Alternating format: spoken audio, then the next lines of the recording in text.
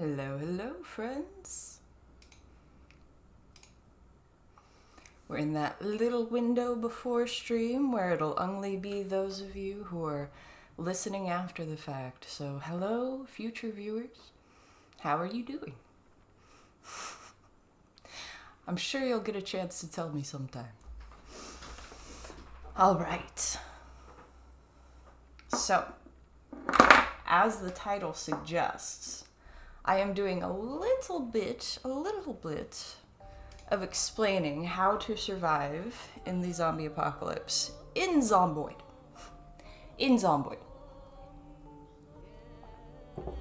It is a wonderful life sim, but only a sim. This is mostly because I know Sheikah's gonna be watching. And he can finally join us in Build 42.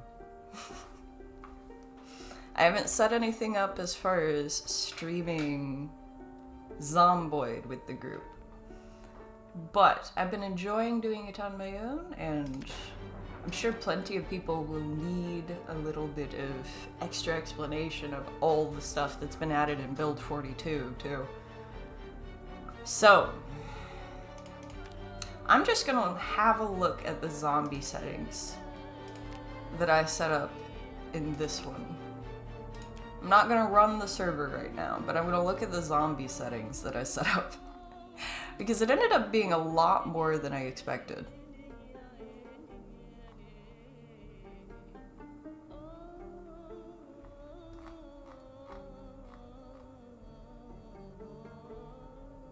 See, because like population start multiplier, that seemed reasonable for a group of people.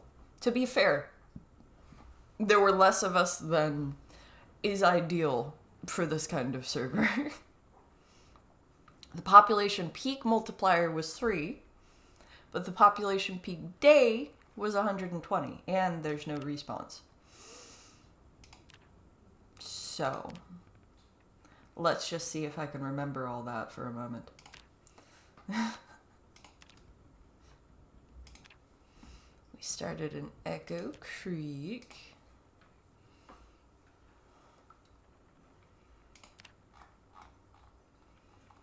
I don't know if I started with a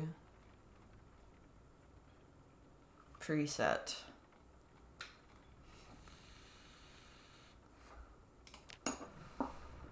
I'm gonna go with that one. That seems like the most likely one.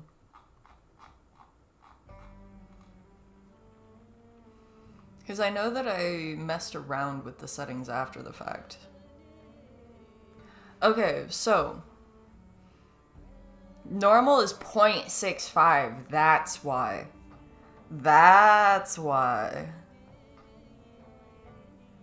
Those numbers are different in Build 42.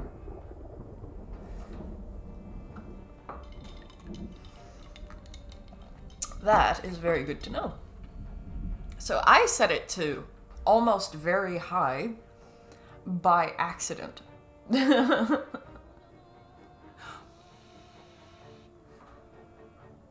So they've tuned things up a bit. The possibilities are actually kind of crazy. The max is 4, and at 2.5 it's considered insane already.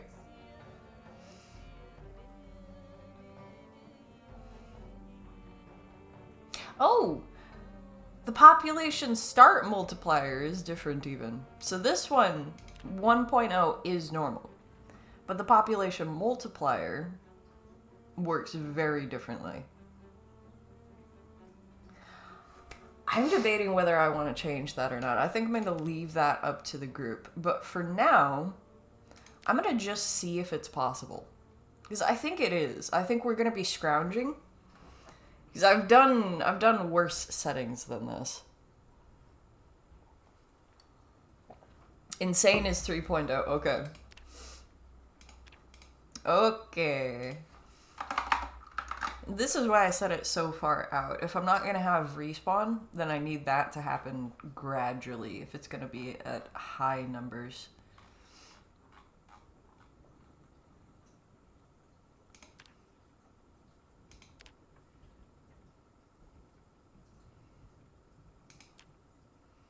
No, I could have sworn I picked random. It said fast shamblers, so I may need to edit that again on the server. Is it gonna let me set the custom number? It does not appear to be. Advanced, I see. I just went with 1 on the server. Cognition was random. I think sight was random between normal and poor. Hearing is random. I'd have to check for a bunch of the other settings, but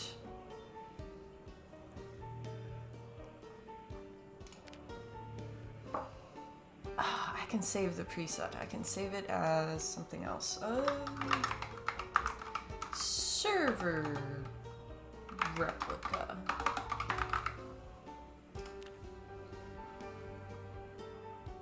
Hello, kitty.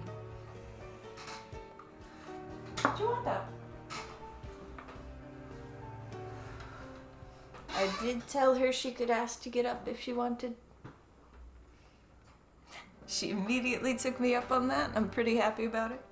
She knows that she is stream cat.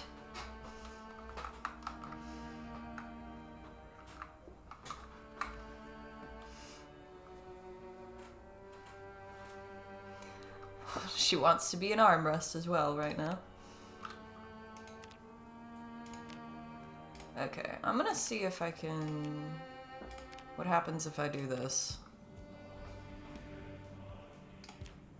I can no longer see the chat.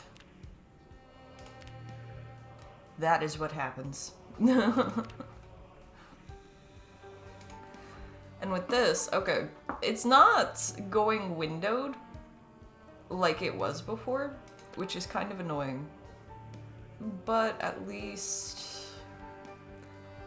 I don't know, at least I've already set up stream for that. I don't have to center it again.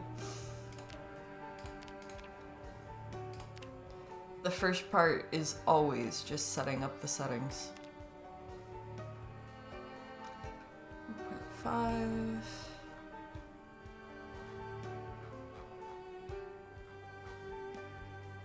Okay, it was saliva only. Toughness random, strength normal.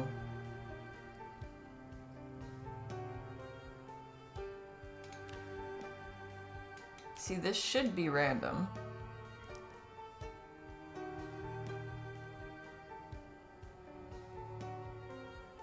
Okay, hearing is random. These should be random. I don't know if some of those settings changed after the server started or what. It's strange. I was tired. I may have just spaced it.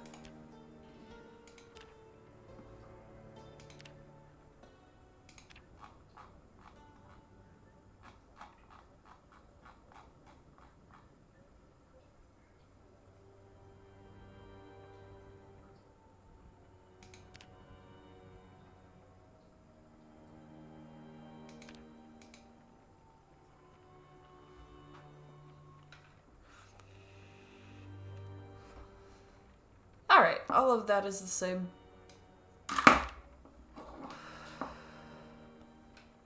Now, I'm gonna use cats. Actually, did I give myself the same? No. I gave us 15 free trait points on the server. Just because the negatives are way more negative in this. I'm gonna go with cat's eyes. I'm gonna go with inventive. Because lower skill requirements to research recipes from items or auto-learn recipes is pretty strong now. There are so many recipes. You end up learning the skills faster than you find the books if you're not... Okay, so you can either prioritize grinding the skills or wandering and gathering stuff. I tend to prioritize learning the skills, sort of hunkering down for a bit. So I end up having to explore for the books. And that works. That works for the gameplay. but also it's an annoyance for me. So I use inventive to let me hunker down a little bit longer. Not necessarily a requirement. That's more of a gameplay, like, the style that I like playing the game in benefits from that one. Organized is basically a multiplayer requirement because you end up really wanting for inventory space, both on yourselves and in inventory.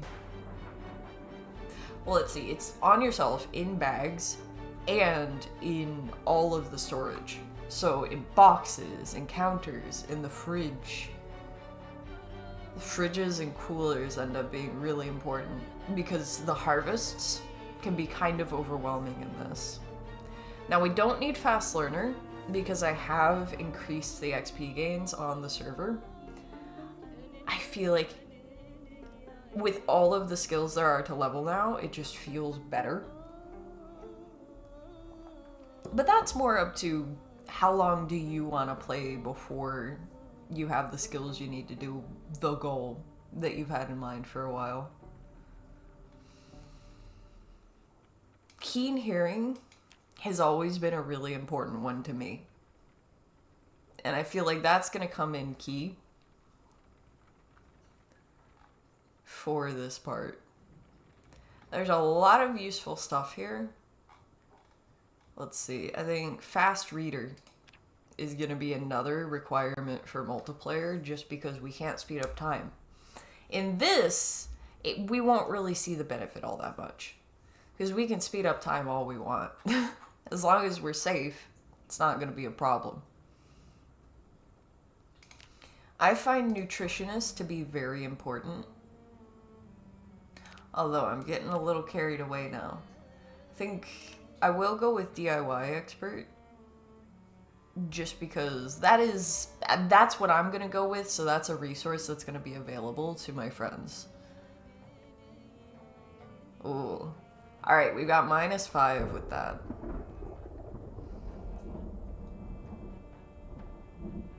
So. Smoker is way more punishing than it used to be. And right now we don't have dynamic traits. So, that's gonna hurt us. Motion sensitive I hadn't seen before. It's motion sickness in a moving vehicle. That one's probably gonna be terrible. Although, probably not as bad with friends to drive you around. It's just you won't be able to pop out the vehicle and start fighting immediately at full effectiveness. Or the shooting out the windows can't do drive-bys like that. I used to kind of like prone to illness, just because I wanted the difficulty curve.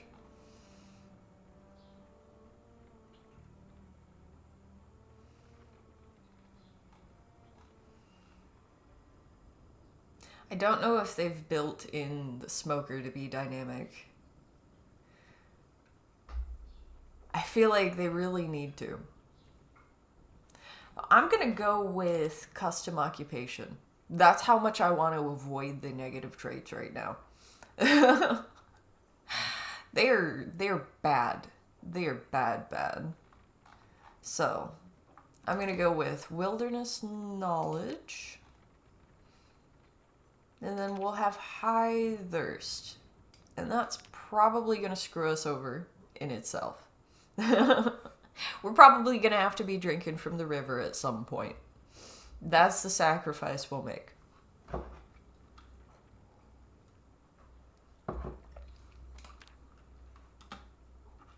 Fannie Reilly.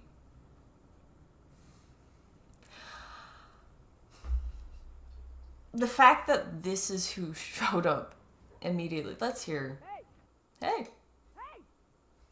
You know what? Okay, buddy.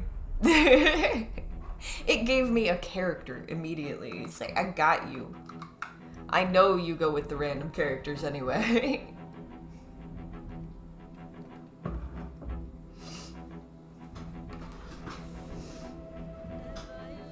Let's see how crazy this is.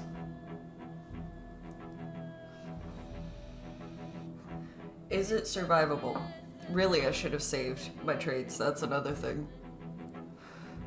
Saving presets. I missed it for the first, like, couple months that I was playing the game.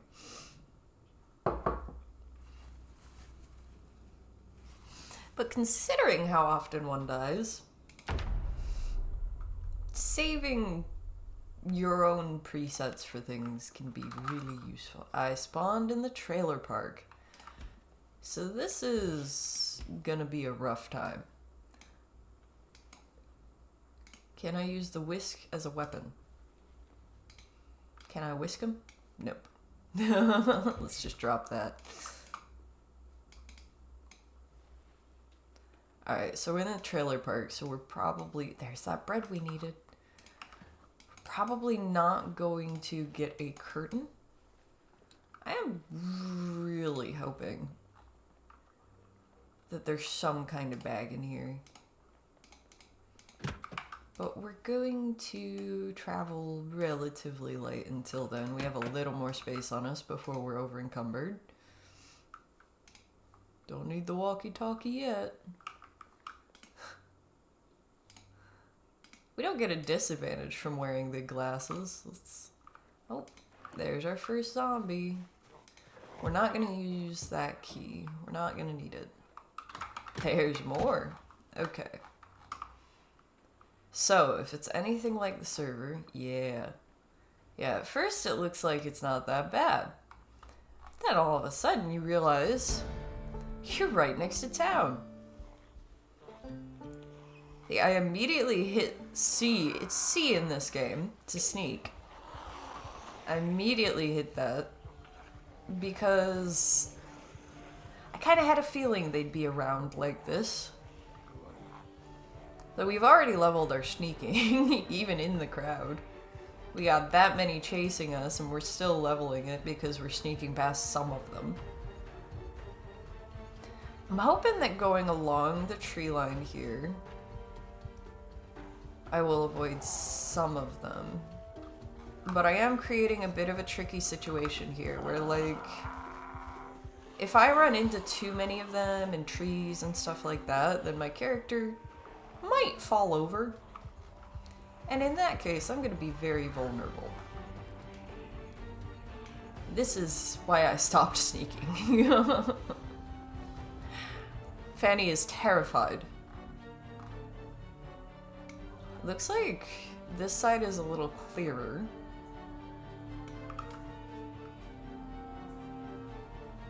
They're just walking into the river. Okay. Relatively clean getaway. But we do not have a weapon.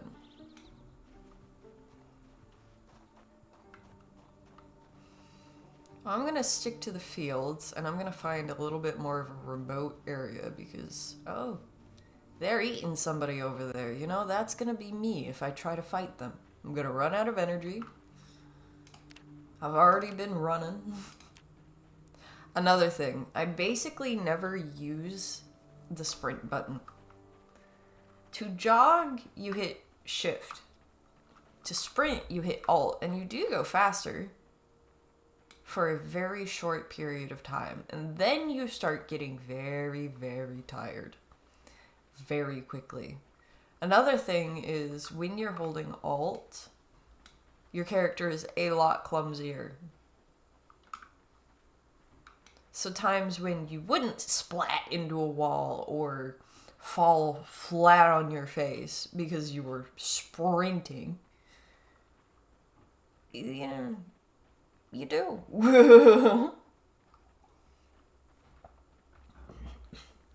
I find it simplest to avoid it, especially since when you're just jogging, you do still shove zombies out of the way.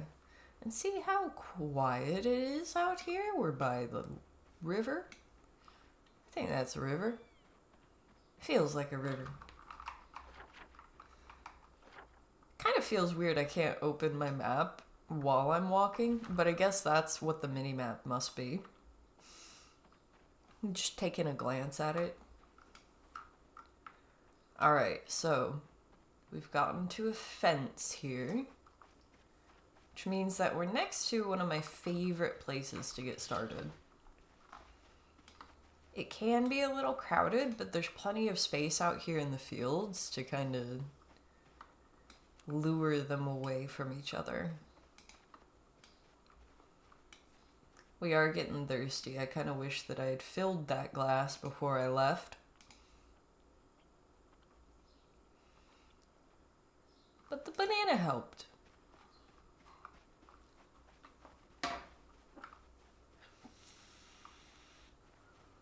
There it is. We can see it on the mini-map now. See? Much sparser. Like, there's a little cluster over there, but they're spread out enough that I can be like, hey, buddy. Hey, just one of you, the one little guy that spotted me. Come out into this field. Save the other zombies.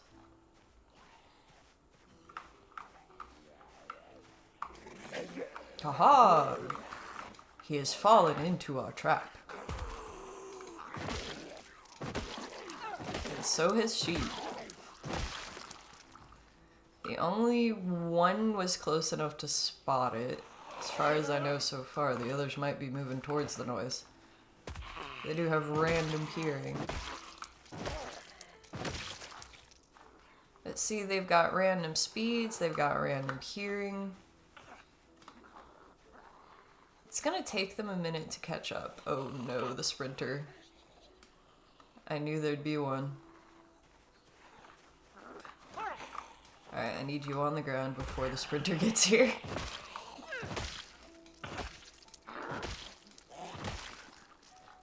Oh, he screeches. You hear, they make different noises now.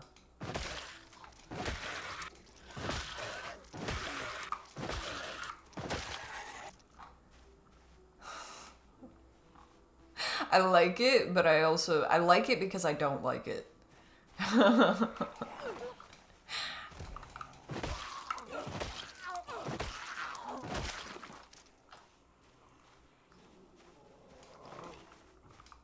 Only the fastest are getting to us out here.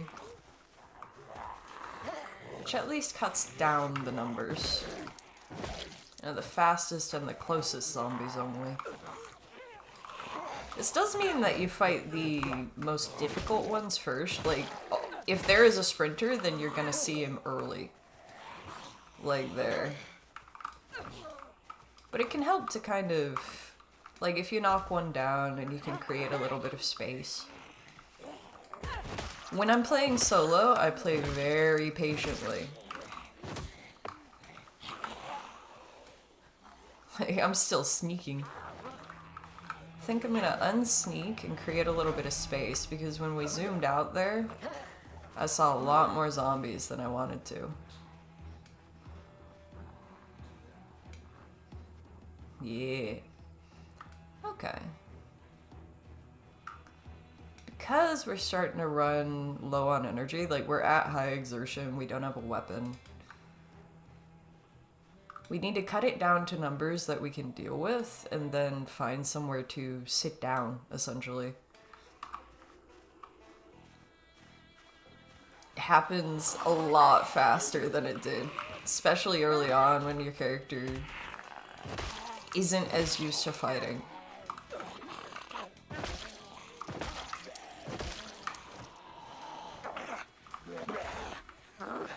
See, we can still deal with like 3 of them at a time. It's uncomfortable because there are periods where we're kind of just playing pushy shovesies. And it gives them time to catch up. But we will be patient. We will create some space. And this is why the fields are important. We need the fields to have the space to kind of kite them out into.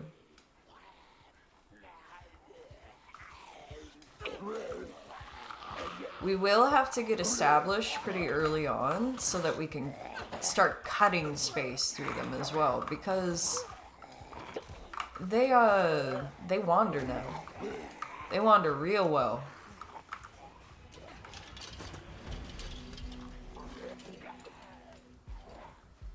Now we're exhausted. We're nervous. We're slightly thirsty. This is a bad situation. We still got 4 zombies on us. One of them's crawling and on the other side of a fence, but he'll start trying to beat down the fence. As soon as he feels like he can't chase us anymore.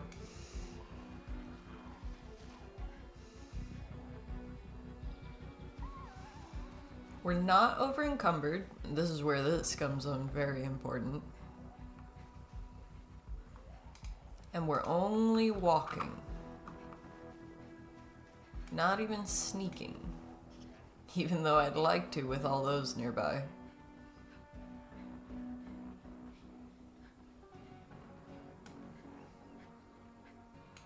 And look at that, we're losing them.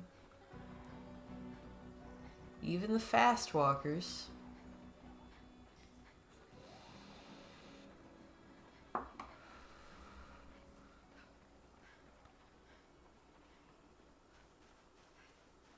Now, this bridge will give us just a moment.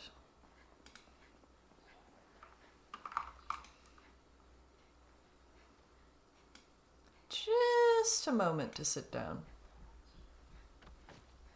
And since it's only 2 of them now, that feels like enough.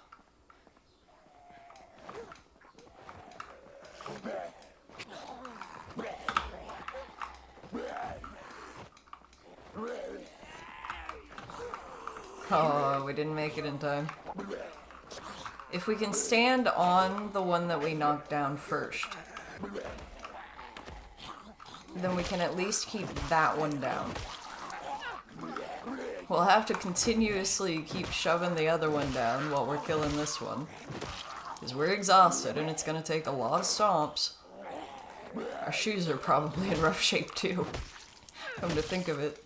But there we go. Now it's just 1 zombie. And if you're willing to wait that extra little terrifying moment, then it is kind of easy to throw them off balance. Not sure how we're stomping through this thing. But it's working out, isn't it? Of course, 1 more of you. You're writing me up. It's 11:50, look at that. We're nearly at noon. Eventually we will be safe.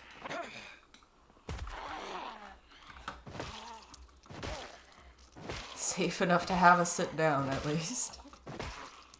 Tardiness? Hey, I have until 1 p.m. before the peak hours end, so hopefully people will be around for Zomboid. Whew. Stomping is hard work.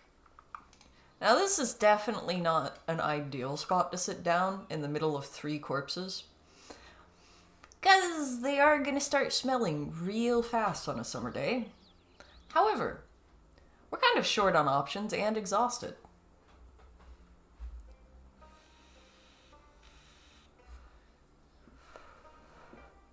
And we know already that the amount of noise that we made killing all those zombies hasn't attracted anything else. Something might show up here eventually. But they're wandering now if they're going to show up here. Which at least gives us time to be a lighthouse for a moment.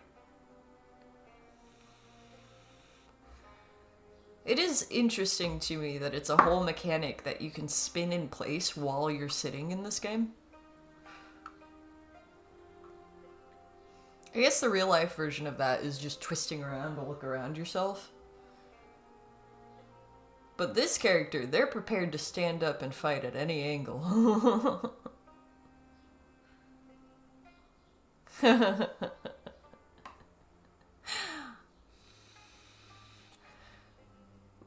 The business company?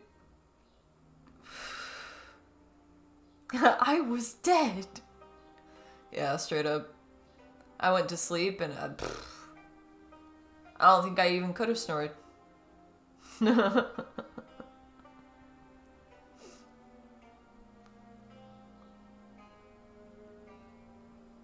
This is why I'm a streamer. Wiggle room.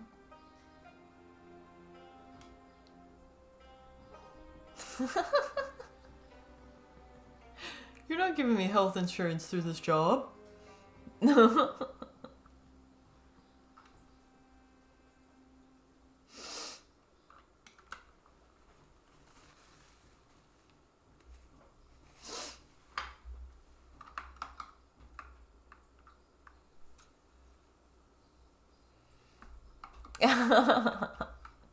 Alright, so we're done with our lighthousing. We're very thirsty. So I'm gonna check this little house across the water from where we're trying to clear. Sometimes this is a house that you can spawn in, the one that I'm approaching. So it tends to be fairly quiet, but there can be clusters around it sometimes, like, yeah. Yeah, here it's a little bit busy. Yeah. In my head, when I read the text that you send, it's always your voice. I hear the people. You know what? We don't need an ID card. It's just weighing us down at this point. The hand fork, I'd rather save it, but it's the best weapon we have at this point.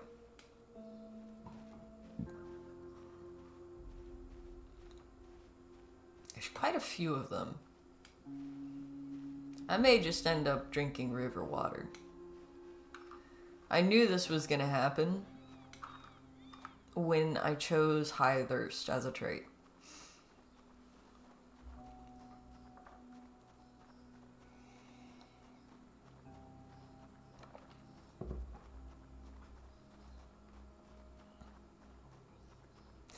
Fair. Fair. Because really, okay, the thing is, if you're addicted to coffee, then what you're addicted to is caffeine. And I know that energy drinks got a lot of negative attention for being unhealthy, so like, I don't know, have they improved on that? We're getting away from Zomboid here, but I don't know, maybe there's energy drinks in Zomboid. Do I want to clear around the animals? We've got sheep this time. I'm really hoping it's not sheep all around again. Joja Cola.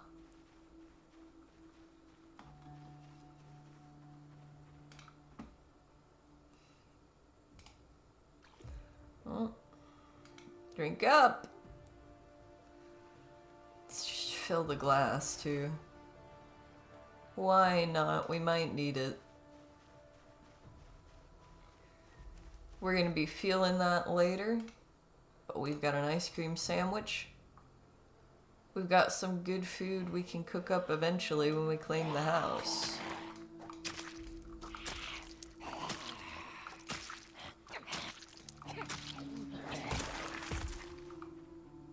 Now, if we had a knife, something that we could do while we're out here is try to make ourselves a spear. But we don't have a knife.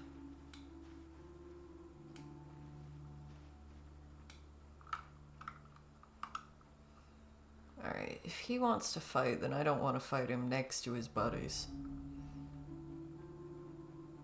We'll go up here to this straggler. There's some across the water looking enviously. I see it. I see fresh brains over there.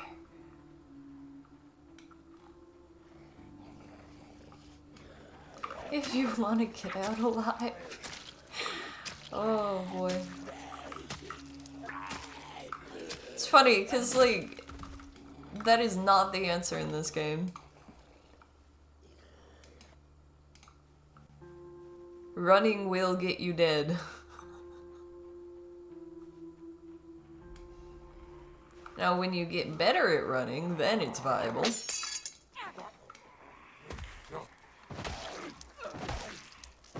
But you really gotta pace yourself. Ooh. A digital watch.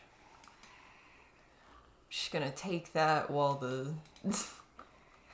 all of the zombies are like, I want you. I want to kill you, but I cannot reach you. You.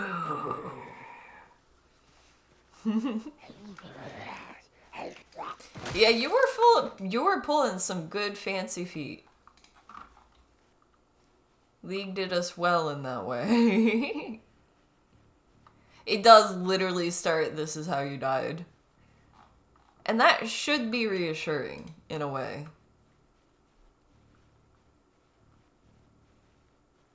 You will always die eventually. The question is, how?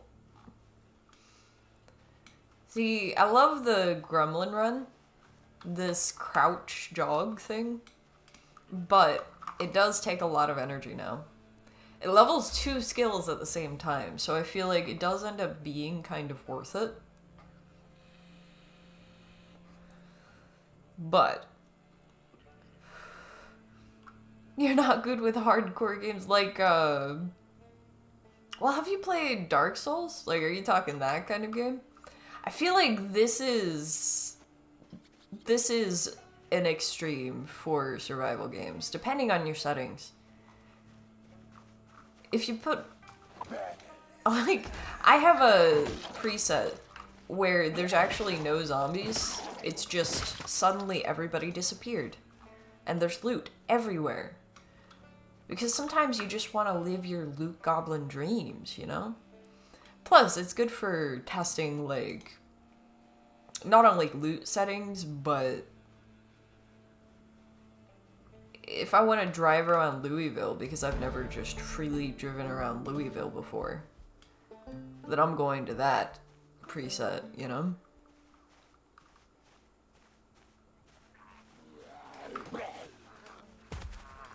See, okay, so I like what this game does with death, where your character does die. You can save the preset, so basically they respawn as themselves. And you can mod it so that you can write in a book so that you can regain all your experience and all that, at least in Build 41. But really how it is it's your characters are different people living in the same world. So, like, one of them might make it several months into the apocalypse. One of them, the apocalypse happened on their birthday. Yeah. They walk out from the bathroom at their birthday party and the entire party mauls them. And those are their stories. This is a good platform for, like, an open world D&D almost. Especially since PvP can exist on multiplayer servers. I like to use the settings where you have to turn PvP on in order for it to be a thing. Because most of the time, friendly fire is pretty inconvenient, especially once you have guns.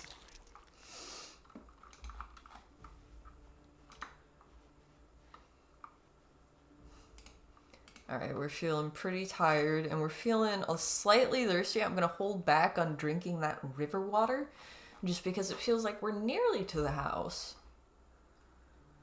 We've got some ham we could munch on. I think we're gonna have some dry cereal. A little bit of dry cereal. That'll make us feel better.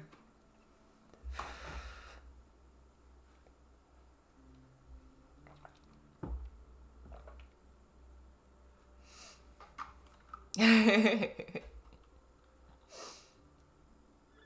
actually, for some of my characters, because there's notebooks and journals in the world, there's even diaries that you can pick up in Build 42. If you want to, you can do, like, almost like we did in Minecraft, or you were doing in Minecraft with the books. Where you can, like, write in them and leave them places. So, like, you can track the lore of the different characters and sort of try to put yourself in the mindset of what would they write down if they had a journal, or if they were just to leave a note. You know, I've seen some really good stories on YouTube where the character dies, but they leave a note afterwards for whoever might find it.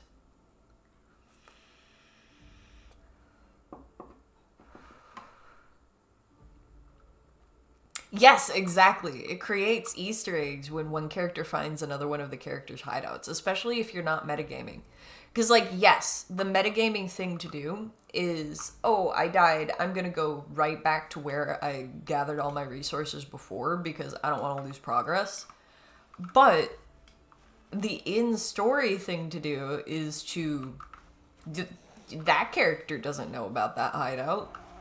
Unless there's an in-meta reason why they would be headed there, like those characters were friends or siblings or something like that.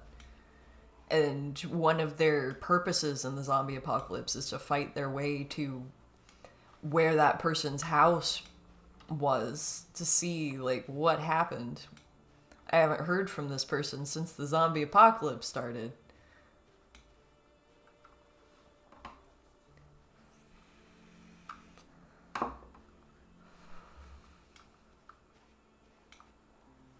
Oh, we're getting drowsy. Not having a weapon is a big old pain. This is about when the idea of clearing the barn is coming back to me, where, like, maybe we should have done that first, because there are places to at least sit down. Like the hay bales, I don't know if we can take a nap on them. And it's a pretty vulnerable place to be. But it's at least somewhere to recuperate. Regroup a little bit.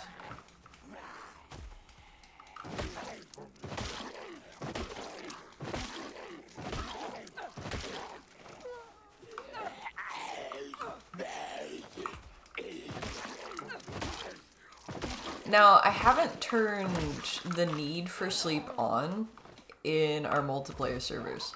I feel like it would be fun. But, again, I haven't found a way to make it work that feels right.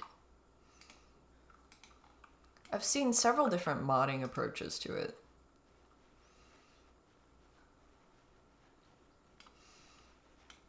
Drowsiness is such a factor in this game, though, that it feels wrong to not have it in multiplayer. Like, we're all just crazy insomniacs that don't even feel tired.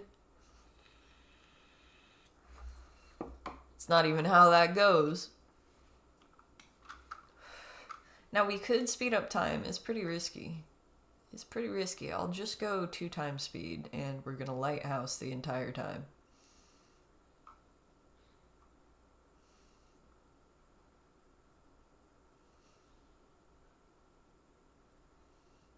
Alright. We're thirsty, but we're not very thirsty yet. I feel like just for the sake of actually being able to fight our way in there in a decent amount of time, we will drink more river water, but we're definitely going to feel that. So we need to clear this place.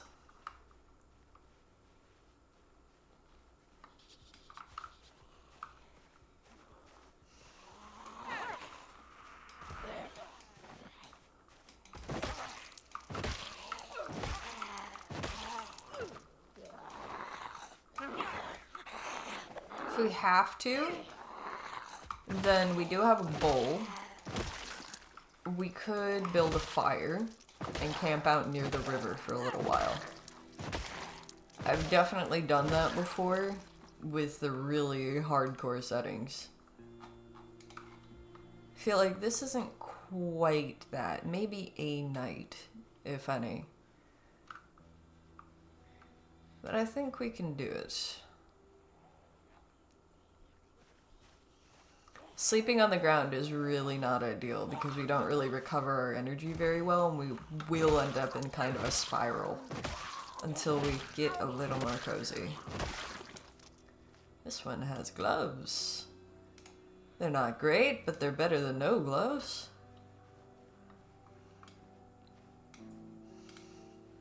Alright, I'm gonna sit down for a second since I'm only out of breath. That should come back pretty fast. Feels like we're just looking at each other. They're not quite sure whether I'm something that's alive or not. Those zombies all have mushy eyes.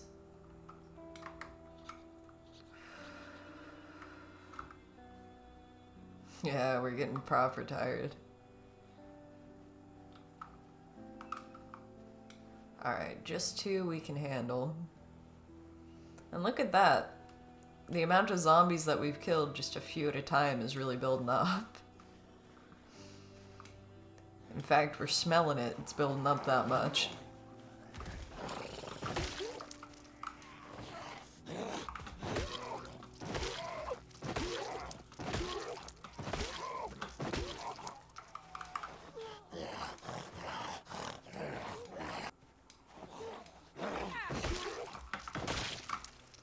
It's interesting because like it supports a very patient playstyle in some ways,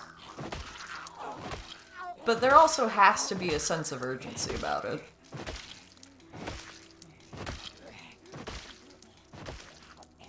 We're gonna get to nighttime, and if we don't have somewhere to hide out in, that's gonna feel pretty rough, even with good night vision.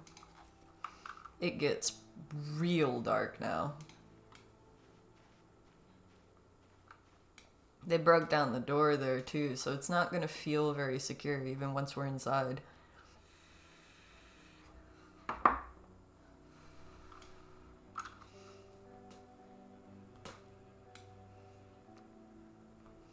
We're at high exertion, we're thirsty, we're tired. I think the move here is to go to the river, have a drink, and sit down for a moment.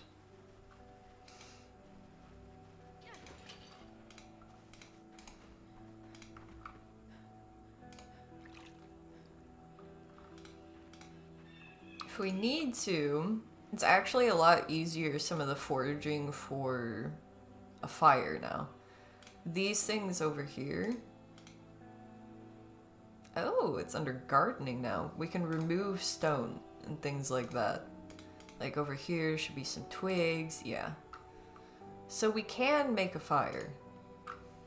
We just have to like go up and down along the river looking for stuff.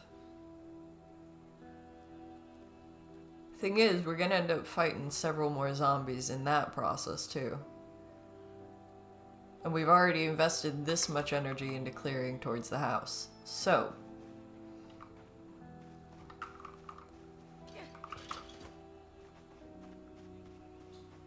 if we find another cluster when we peek into the house, then I'm thinking we'll start a fire. So there's some rocks in this area we've cleared as well. But if we can just clear this few zombies and get in there and actually get settled, at least for the night, then that is ideal. It's the out of breath debuff makes it harder for us to kill zombies. And the tired debuff makes it harder for us to kill zombies. So even these two are taking some time. We've made lots of noise in the process. We end up with quite a puddle. Like, look at these puddles compared to these ones. You can see how much more effort we have to put in. We'll take the butter knife just because we don't have better.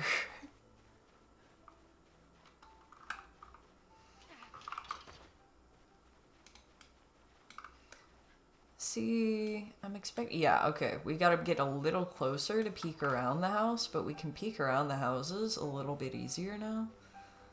Let's see, how are our shoes doing? Our sneakers are broken. That's gonna be part of the problem. You know what, I'm gonna steal some sneakers from one of these zombies. Just because if there's broken glass, this is the deglassified survival guide. We don't want glass in our feet.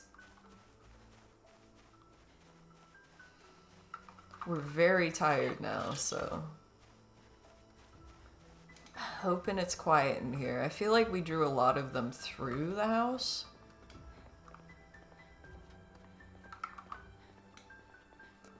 We're gonna wanna be careful on the corners.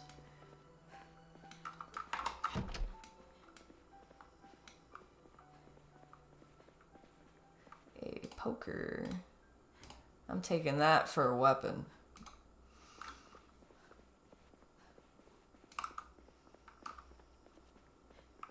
Alright, so we can't close the back door because there is none.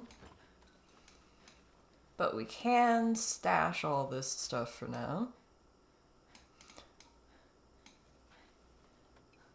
Actually, I feel like the steak we earned, we'll keep that out. We have bread and we have ham, so I kind of want to keep those together. I'm freezing it because if we have to make a run for it with all that, then it's better if it's frozen, basically. It'll stay good longer. The dried stuff and the stuff that doesn't have the fresh label, it doesn't really matter. I'm just putting it in there to keep it together right now. I'm not even going to clean the butter knife. It can just go in there for now. We get some fresh water. Happy days. I'm going to check the upstairs. Go around closing windows if they're not broken and all. And then we will cook up a steak. I feel like cooking meat when you haven't cleared the house entirely is just asking for trouble. There's a pillow in there if we need it.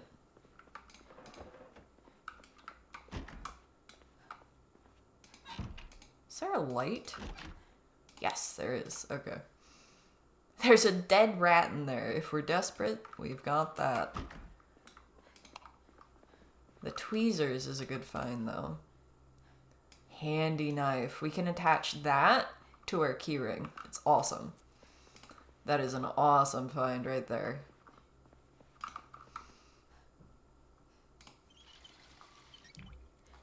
Keeping the alcohol wipes on me. Don't have a bandage yet, but that'll be part of our kit. Oh, I forgot. You can't loot the boards by default. Woo.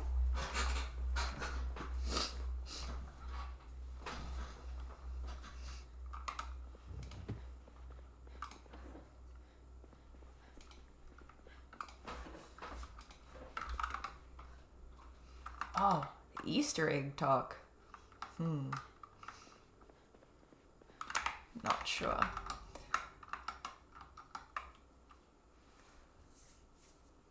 I'm gonna blow my nose, so I'm just gonna mute real quick to spare your ears.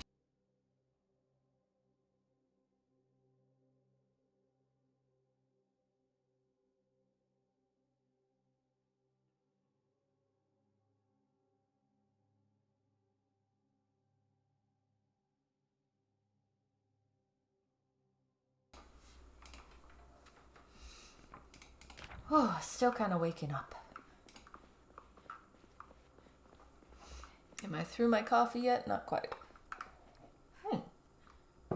What is on the table? A dog chew toy. It's trash. We can't eat it. I am wondering if they're eventually going to add cats and dogs, because they've added all kinds of stuff for cats and dogs. I feel like Residence Key is kind of redundant when the door is broken down, but that's nice, I suppose. Hopefully we will find something to sharpen that with around. I'm just gonna consolidate all the food and stuff near each other. Little bit of organizing while my character is panting.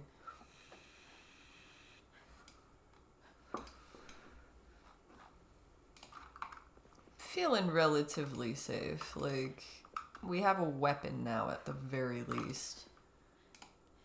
Okay, so we can't turn the TVs down before we turn them on, which is a little bit spooky. Oh wait, we did get something.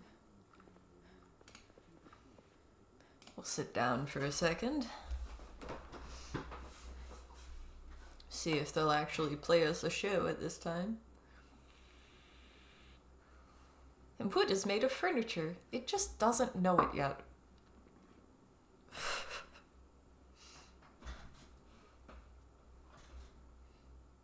Oh no. I was talking about how I've had characters that I had them like leave journals behind and stuff like that, but also I've seen YouTube videos where people like really go through the character's story and they leave notes and stuff at the end. I think I've seen one dig their own grave before because they took another character to where their character had been and ended up burying the character.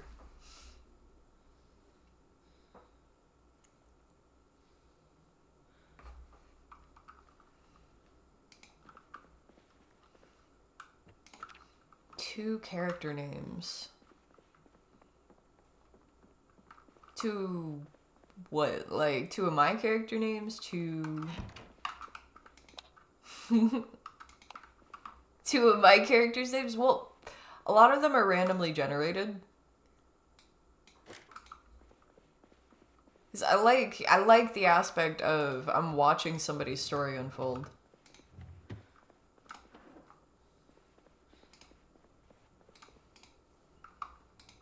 I feel like if I spend enough time with them, then I'll learn their name for the time being.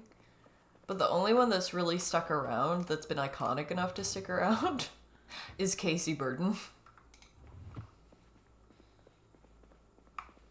I have a few saved in my presets, though, I think. They won't work right now without the mods. They'll end up naked, but... Burden. It's spelled straight up burden. Like, what is Casey's burden? Bloodthirst is Casey's burden. That's why she's so entertaining in the zombie apocalypse.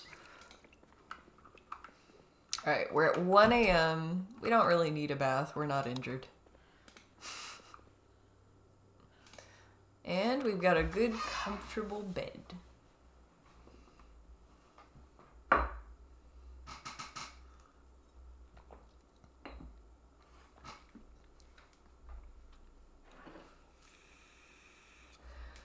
We slept until 11. We were tired. But we'll be feeling much better now. Hungry. Ready for the steak.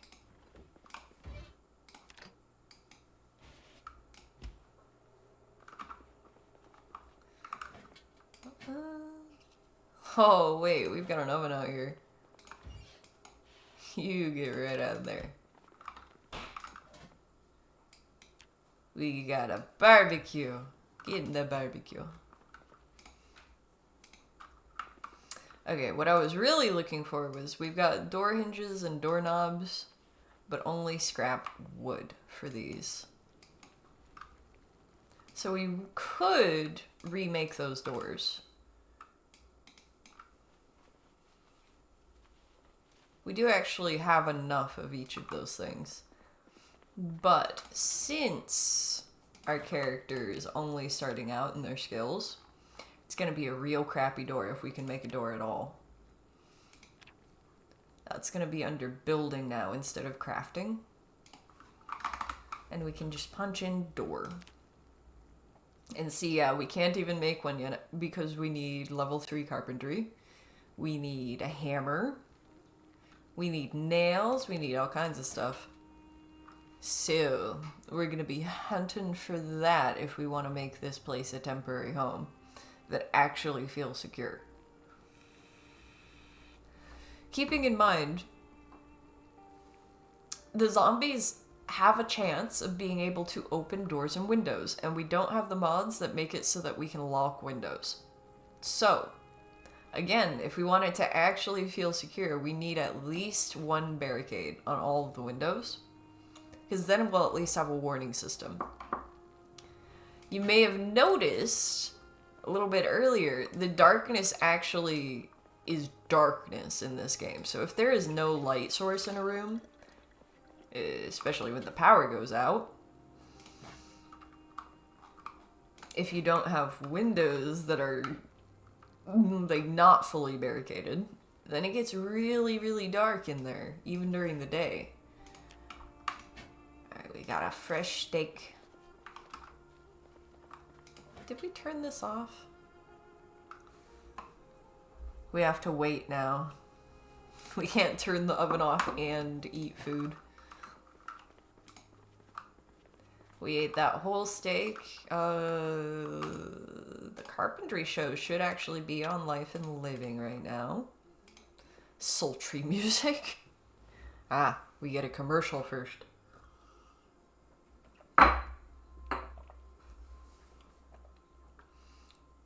No, no.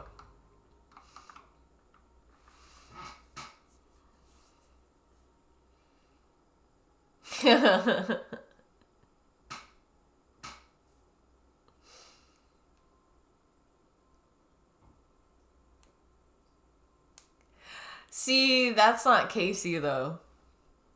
I have had characters that are like, oh no, the world has ended, and I'm so lonely. Because, of course, there's going to be characters that express like that. But also, Casey's life was a wreck before the zombie apocalypse. That's why she's interesting. Is she's a character that would actually do better in the zombie apocalypse than she would in normal life. Like, to her, the zombie apocalypse was, in a way, a good thing. But that's because she's a real messed up person. You know? I see the gist. I see what you're saying, yeah. Absolutely. I feel like that would be fun for videos. It's been fun in videos that I've watched of Zomboid when people really thoughtfully looked at what would my character be thinking in this situation, you know? I think that could be even more fun with a group of survivors. They could even be like The Office, honestly.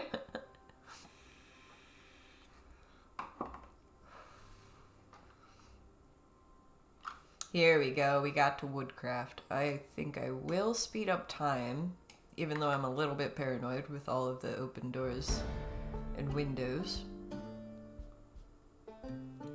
We have keen hearing, so we'll at least hear something. I tend to keep my hands over the keys for pausing it when I'm speeding up, but that won't be as much of a factor in multiplayer. In fact, it won't be a factor at all in multiplayer. We're still stuffed. Alright, so I think now I'm going to do a little clearing around us, including for the animals, because zombies in with the sheep makes the sheep very unhappy. And now that we've claimed this spot, those are our sheep. If we have too many of them, we'll have to get rid of some of them. And we can kind of combine the herds if we find multiple. Although the males of the same species will attack each other.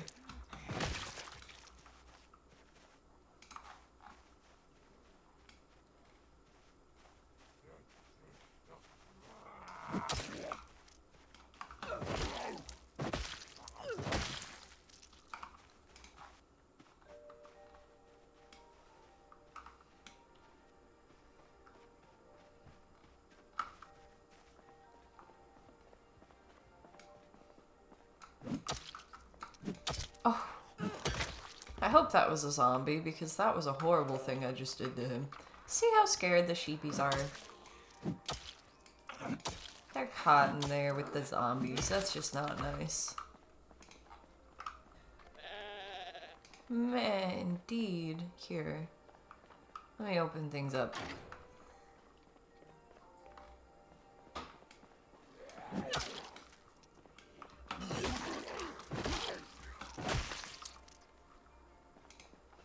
Yeah, there's all kinds of stuff that we can do with this game.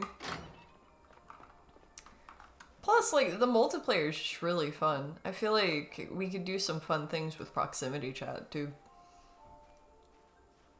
Especially if we're doing, like, a challenge run. Playing Zomboid with friends right now, it feels like we're gonna be exploring Build 42 together and seeing what we can do with combined forces with that.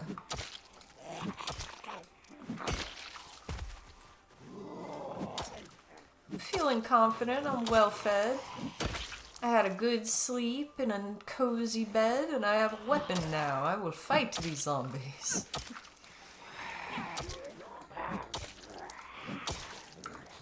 And we have multi-hit with this. Now that's kind of weird. I feel like multi-hit, I would be happier with it if it was a little more selective. There's certain weapons it doesn't make sense. And generally it is pretty selective, but this weapon doesn't feel like it should have multi-hit. Fireplace poker's nice. I might have been sleeping on the fireplace poker. We still don't have a bag. I guess we need to fully explore the house and all of the sheds and stuff around it as well, just to see, are we missing something? Is there a bag waiting somewhere in there for me?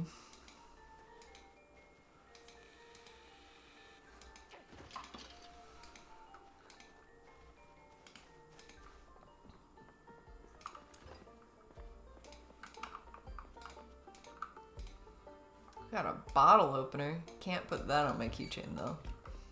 That can stay in there.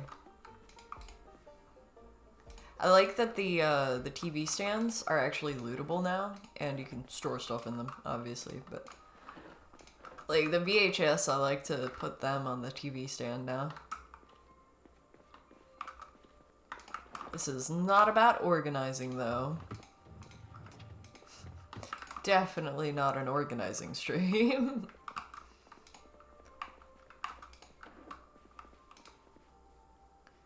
Lots of books and stuff.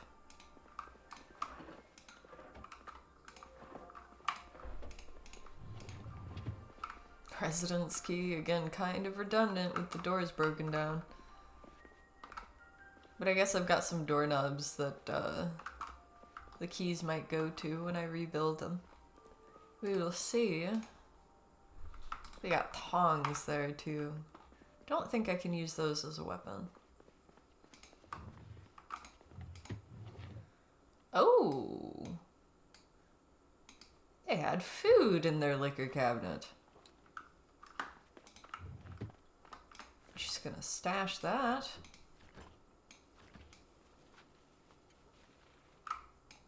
Love some seasoning when we're finally cooking stuff up, too. I don't feel like I want to freeze the jars. I don't think it'll do anything in this game, but it feels wrong.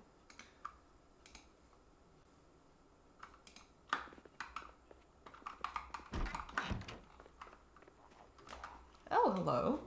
See, yeah, this guy was just waiting out here. Definitely does not feel secure in there yet. And there's always one that tries to sneak up on me when I try to loot this area. But instead it looks like there's a cluster there. Probably from the building over there.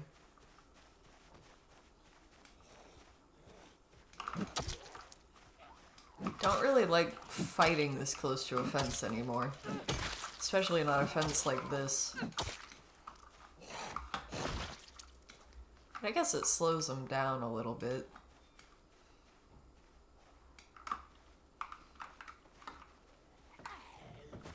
You know what? Let's fight over here.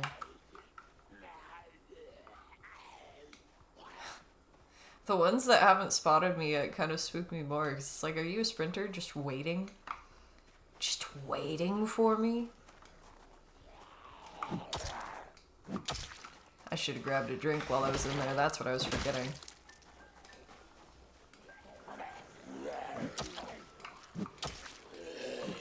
Oh, we have all these to fight first now.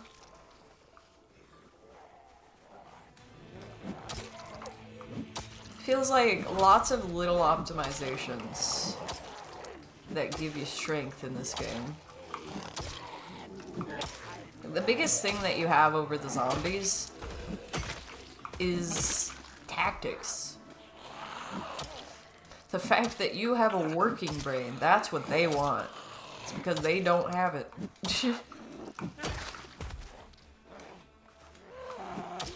Although, they do set up ambushes pretty well. Like, suspiciously well. Have you seen the amount of trailers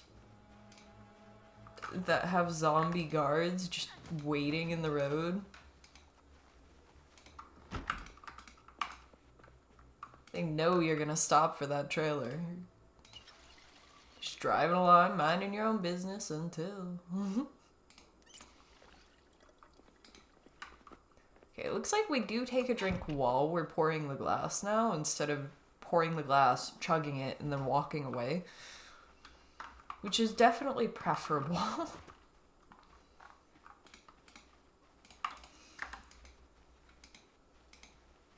Kinda want to check this one first anyway, since I'm clearing the zombies here. It's usually a bunch of planting stuff. Yeah. A lot of seeds here. It's kind of just all the stuff you need to get started.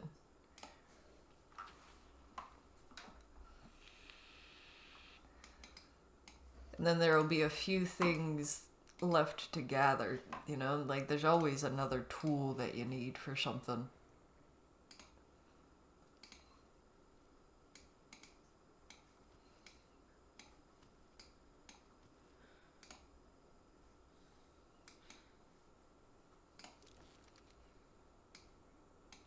Farmer's Guide, I kind of just want to keep that on me. We only need one gardening trowel.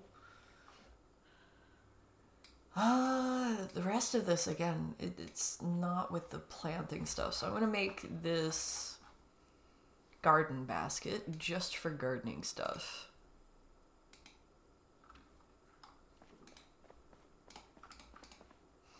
Just gather up all of the miscellaneous seeds. The fertilizer won't really fit on there. It's going to fill up fast if we use it for that. Sack of sand is really nice to see this early on. Although they did make it a little easier to gather. I'm going to put the gardening basket, yeah, that's what it is, on top of the one with fertilizer. That's just a easy way to tell.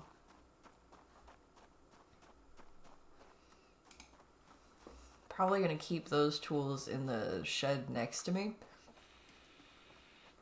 Because I like this one over here is sort of a crafting closet. Close to the house. There's a lot less space for some of the machines, so they end up outside, though.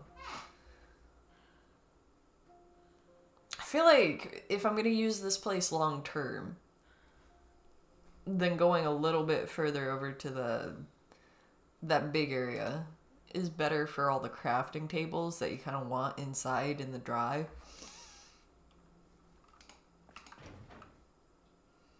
Yeah, we got some stuff here. Stash our tools.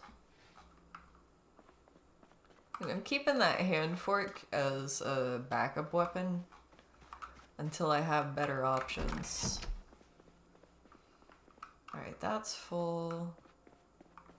This will show us how to make a scarecrow and barbed wire. Oh. The survival show should be on. Yes, exposure survival. Have a little bit of a sit down. It's worth getting these skills while the shows are still on.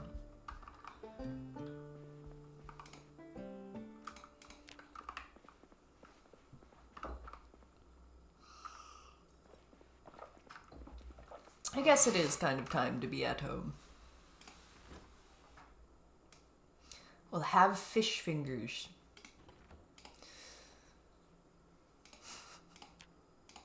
Fannie Reilly has different tastes than I do. I have to accept this. She is a survivor. She will eat the fish.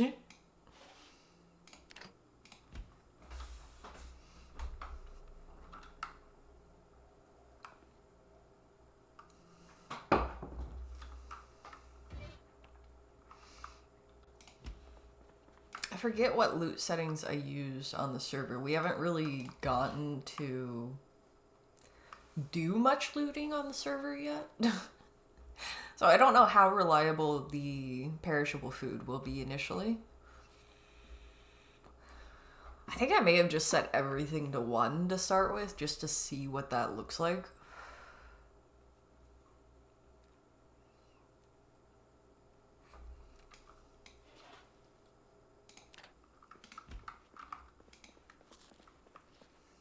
It takes a little bit to figure out what feels good for everybody on a multiplayer server.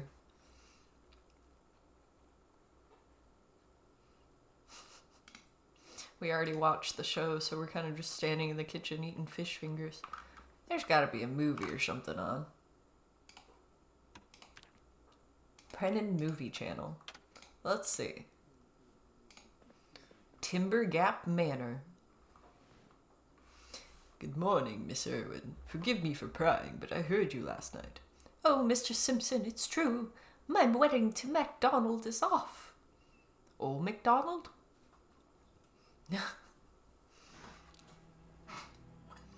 Oh, we're watching one of these kinds of dramas. Ha! She's talking to the butler.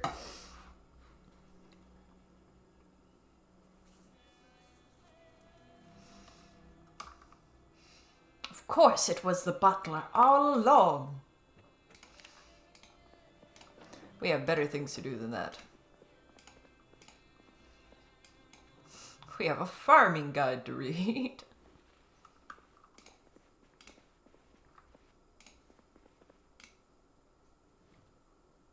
Ooh, it shows recipes now. I like a lot of the right-click interactions that they've added and moved. Because it ends up being a lot. The one thing that kind of annoys me is for cooking, the right-click menus were really useful. And they moved a bunch of that around. She hasn't died yet. We got into a remote area, we cleared a little bit of space, and we're just clearing a little bit more at a time.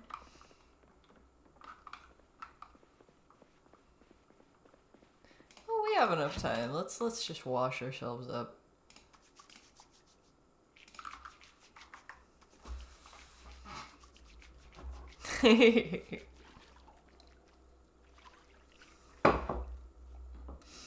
It was real sketchy at the beginning there.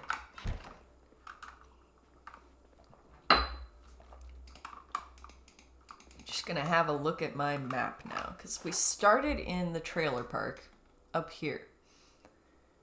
And it was crazy around there too.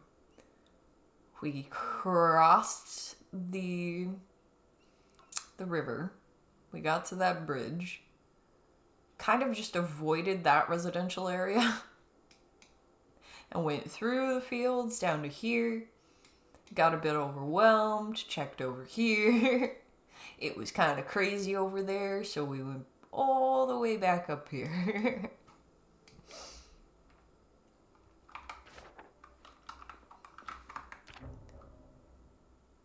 Better than you logging on last night into a house full of them. Yeah, we had just a little bit of time. I think part of the problem yesterday was the server was actually up for a decent amount of time before you actually joined. Because there were like technical difficulties and distractions galore. So we were like halfway through the first day of the apocalypse before we actually got started.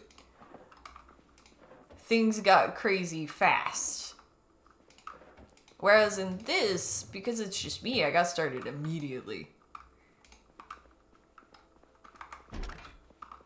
The first character on the server...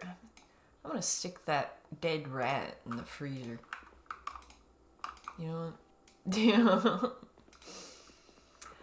No, the first character on the server was a sacrificial character. And then like half a day passed? Well, they were just wandering around being a zombie, because they died pretty fast. Muldrow was bad. Immediately. We just butchered that rat with a handy knife. I don't know why she went for that over the knife that I put in her hands, but... yeah. We got bell peppers, broccoli, potatoes, rodent meat, ginger root. Do we have something to make a roast with? No, we don't. We'll hold back on that. Tomorrow we will have a beef patty. If we find hamburger buns... Well, actually, now that I've done that, if we find hamburger buns, I won't be surprised.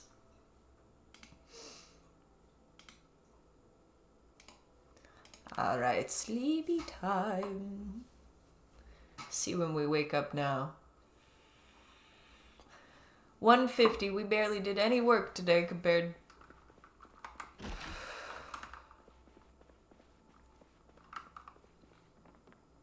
We worked real hard that first day. Got used to that pace, I guess. We have some entertaining books to read, but we don't have many learning books. So I think I'm going to turn the TV on to Life and Living. I'm Dr. Cox, and I'm here to talk to you about bladder control. We're just gonna leave that on, and... oh. I'll grab a drink. I'll grab a little drink. No sense dehydrating during this speed up phase. We're gonna just mostly stare at a blank screen. Plus this advertisement. And we're just gonna speed through time. We're just gonna space out for a little bit.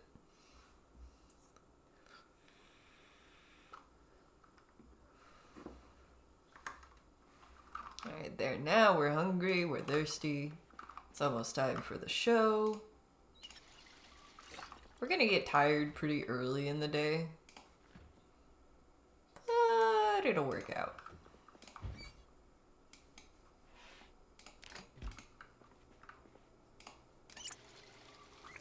Now, okay, it's kind of weird, but setting the oven to 500 in this game, or 300 Celsius,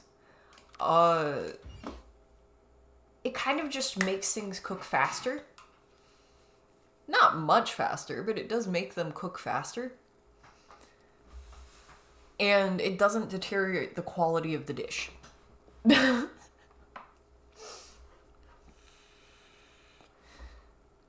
So it's in this game, it's well worth just turning the oven up all the way if you're gonna be standing there waiting for it anyway. If I'm remembering correctly, if you get good enough at cooking now, it will give you a timer. But that might have been one of the mods, I'm not sure. Still have to confirm that. I haven't played modless in a while. Like, really played it, you know, for any period of time.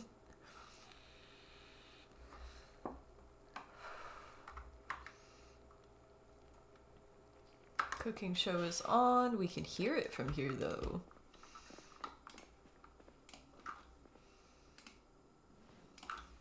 And we get to eat and watch the cooking show. You're dead. You. I'm feeling that I might be a little bit undead myself.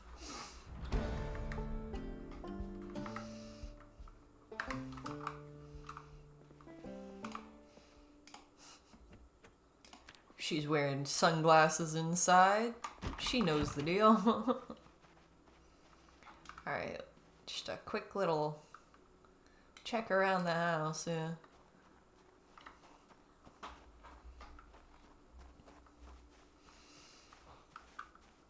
Okay, so we still don't have a bag.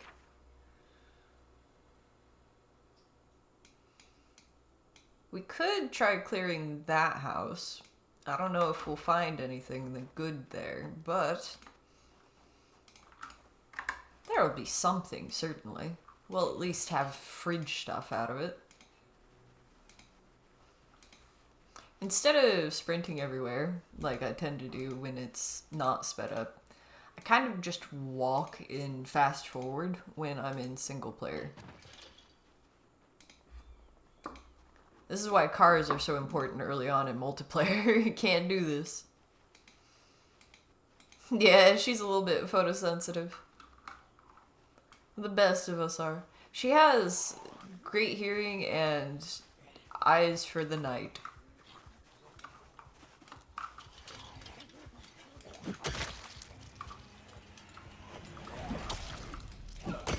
Cat's eyes, that's what they call it in this game.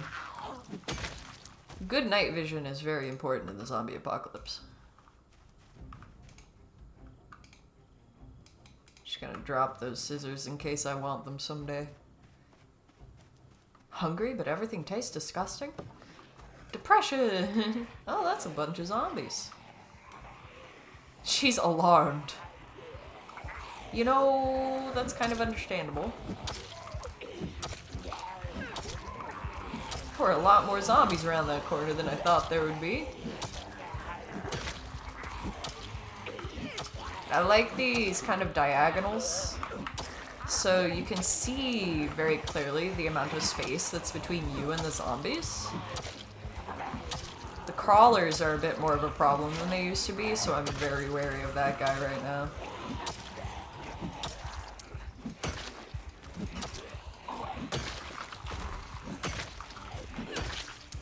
There. This is why I end up leaving lines of zombies like that. Because it kind of just spaces out the hits such that you leave a trail. Starts with just zombie blood. Ends with zombies. I feel like everybody has their own kind of signature when it comes to the pattern that they leave zombies in, though. It's like abstract art.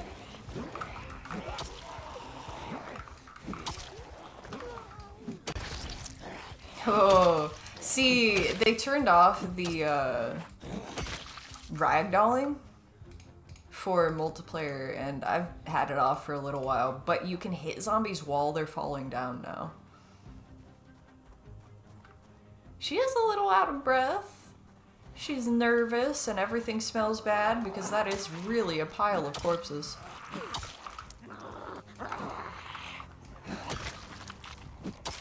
I feel like unless it's a sprinter,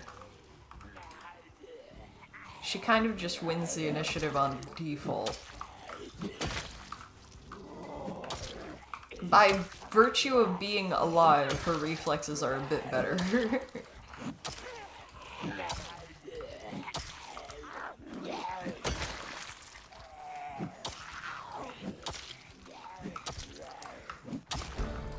Endless stamina and sprinting, though, is a messed up combination. Oh, there was a radio on. That's why all of those zombies were clustered in the corner.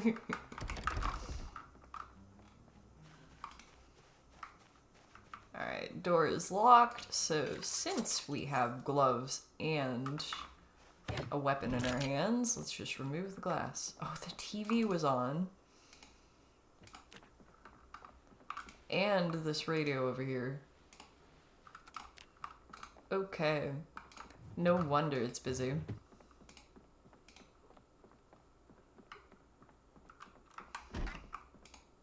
Which was the radio and the TV. Yes, absolutely. We get a hacksaw out of it. We got some more sunglasses. I don't really want those ones though. I like my sunglasses. We get a refill on our empty glass. A can opener. 2 can openers. One of the most valuable things in the zombie apocalypse. You only really need one of them in a single player game though. I guess I can have one for home, one for carrying on me. Just in case. In the unfortunate event of Fanny's death. Oh, motherfucker! Was that a bite? That guy was so quiet. He just scratched us. Okay. It's fine.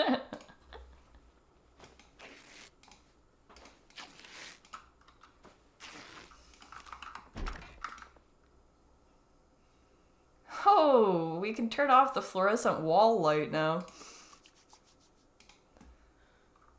You were hiding in the fucking bathroom, man. That sucks. It's very rude. Alright, we can disinfect it and then we can put a bandage on it. I'm just gonna wash up those other rags. In case we need a replacement bandage. I kind of button mashed when that guy surprised me. I was not being cautious because I'd been walking around making noise and stuff and he was silent. That was the most unaware zombie or the most clever zombie. And I cannot tell the difference. Photograph of a well-built cabin. We'll take that. I'm just gonna make a sheet sling bag out of this. We need some kind of bag. This one. How many slots is it now? Slots. How much encumbrance?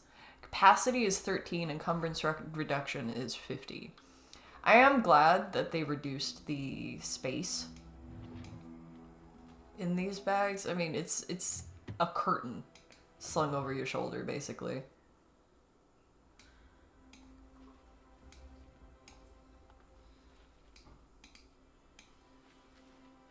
Really depends on the curtain how substantial that's gonna be. We'll take the word search. Why not?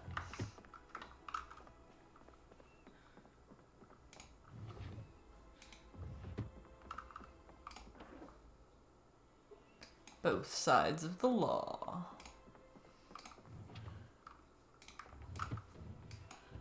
May as well. We need more reading. Not much in this house. Kind of disappointing. No, yeah, that's the one the sunglasses were in. No basement attached this time either. Go to the mailbox. A speeding ticket! They got a speeding ticket in the mail. Ooh.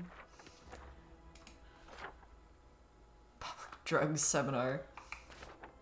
That's where Casey Burden is.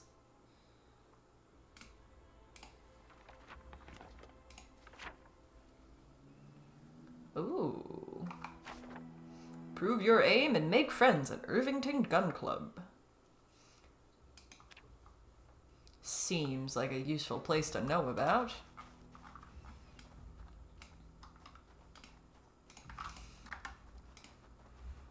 Alright, I'm gonna head back home, see if we can catch the carpentry show.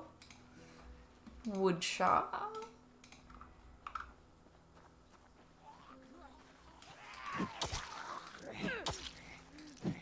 There. Where did this one come from? It brought me a hand fork, so I'm not exactly mad, but she wasn't there before. Oh, I see. I I see. Somebody luring them around.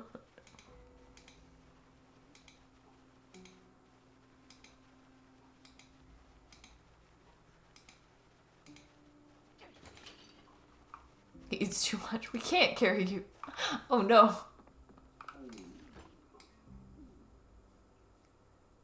We've got some extra ham.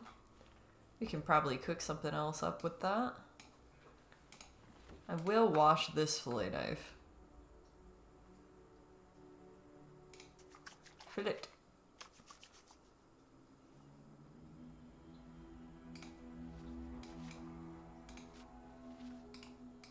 Stash can opener.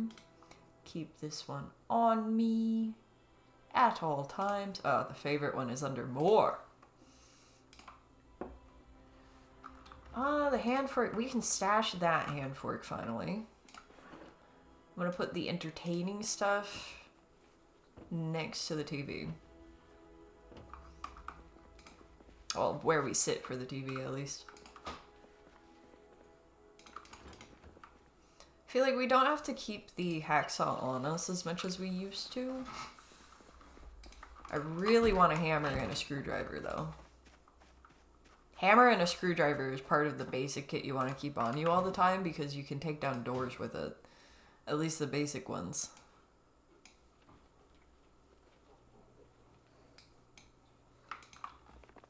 I heard a noise.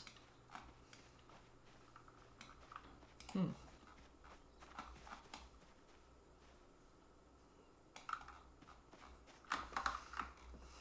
problem with keen hearing, you hear everything. Oh yeah, the hand fork I was gonna stash. We'll put it here for now. Why not?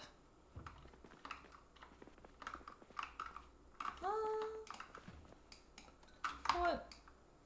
We'll have some cereal and we'll watch the carpentry show.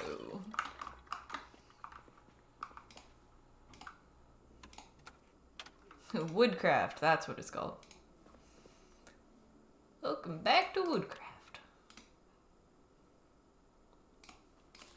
Eat another fourth of it. Best place to actually hold up and easiest to clear any library. Materials for days, emergency doors and generator, easy security upgrades, and all libraries come with a secured room for history gradings. Small town libraries don't have much population. Oh no. I feel like that is a good bet, but you're missing a few things that you need in a library. Like, knowledge is going to actually be very valuable. Zomboid definitely agrees with that. Like, books end up being very important, and you end up hunting for them more than anything else.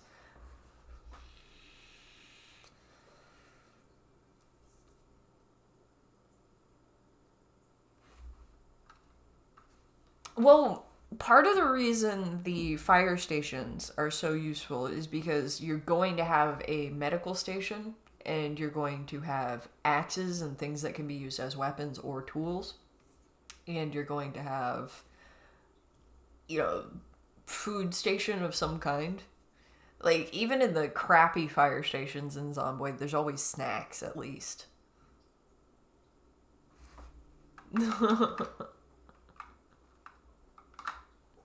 I mean, we can go stomping, but it's only a way to start. That's no way to continue.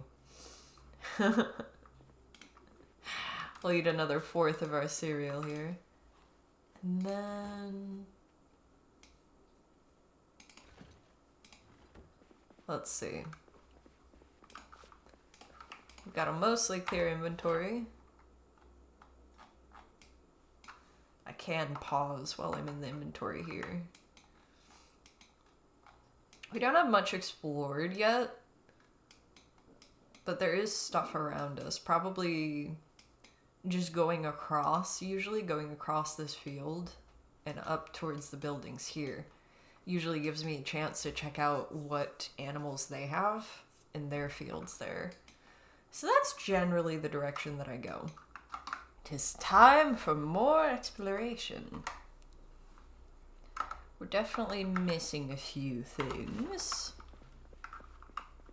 In fact, we've barely started our gathering journey. There's plenty of stuff that we'll have to just kind of make ourselves out of what we've gathered around us. Thank you, thank you.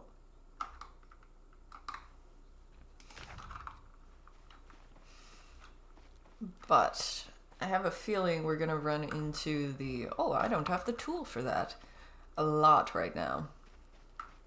Especially with no hammer. We don't have an axe, we don't have a hammer. Am I getting annoyed with you? Why would I get annoyed?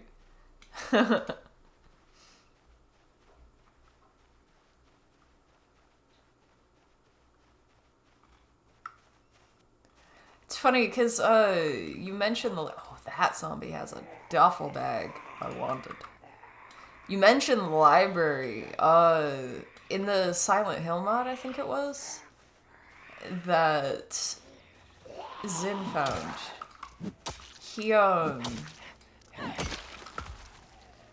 He found that we were playing on that in a server. And the police station is where we ended up holding up. Not only the police station, we ended up holding up in the library of the police station specifically.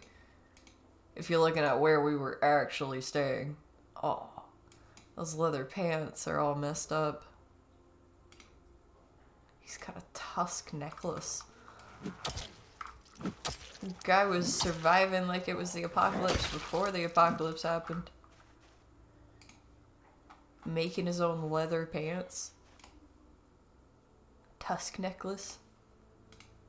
I want to research this craft, but I know there's a zombie looking at me. I'm looking at him.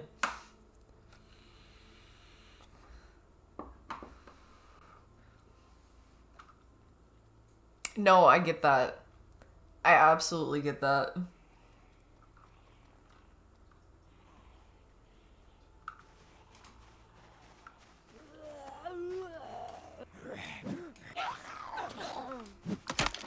I think it's weird communicating through Twitch when we're used to communicating through Discord, just because there's so much of a delay. So, like, when I say something that's a response to what you've said, it's been a little bit since you've said it, you know, because usually I'm doing something as well as responding to messages. Like, I'm almost always gaming and responding to messages. So, a little time passes before I see the message. And then a little time passes before you hear my response. So I kind of, like, move on in the conversation. You know, like, I'm having several conversations at once. And that feels like, I don't want to feel like it's dismissive of you, you know? Because we can't really, I mean, that's just kind of how it works, right? You know? I think that's just something you have to understand about the platform. And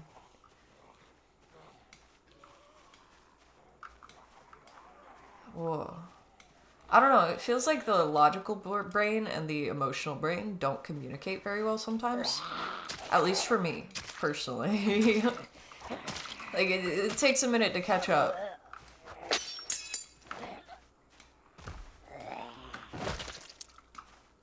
Oh, fair. You missed the crew. Yeah, I'm feeling that.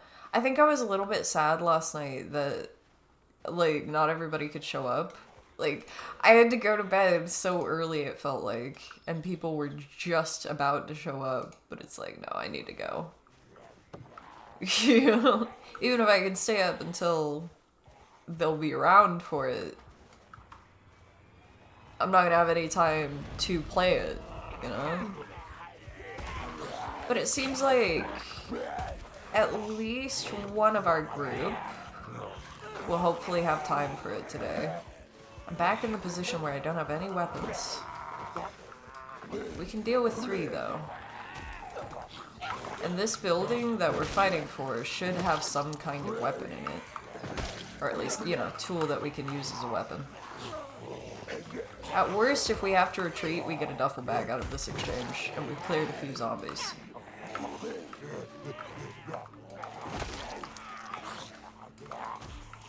We are getting a little tired as part of the problem. And I'm sure we need a replacement for these sneakers already.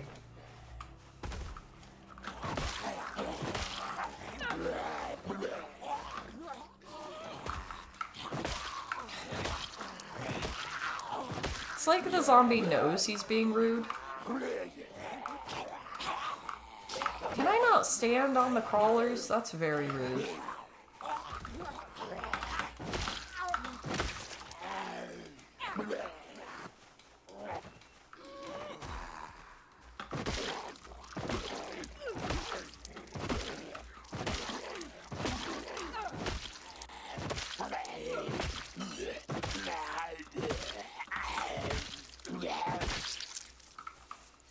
Yeah, like preparing to get to game in the future kind of feels bad. Yeah, I'm happy that everybody is, you know, like putting effort into whatever it is they're doing. Like everybody went different directions, but in a good way, it seems like. And like it's good, but it's also like, man, I miss when everyone was just around, you know?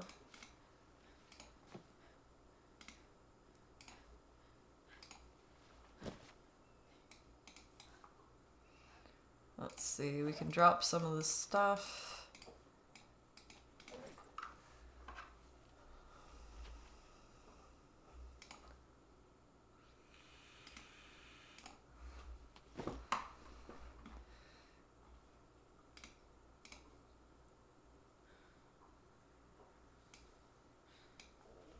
Okay.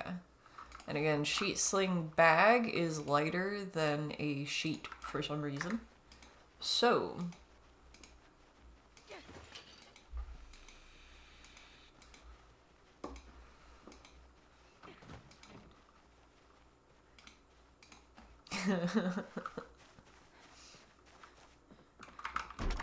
oh boy. This adventure is about to take a strange turn. I had mods off. Do we still have the TV on? We just left it on that entire time. In about an hour, we should have Exposure Survival coming on. I remember the show name this time. So we should probably make some food. Maybe I'll just cook up a ham. We haven't really found anything to... I mean, what can we do with a pan? Has it changed what we can do with a baking tray? This is the question. We can slice the ham. Doesn't look like we can actually make anything yet, though.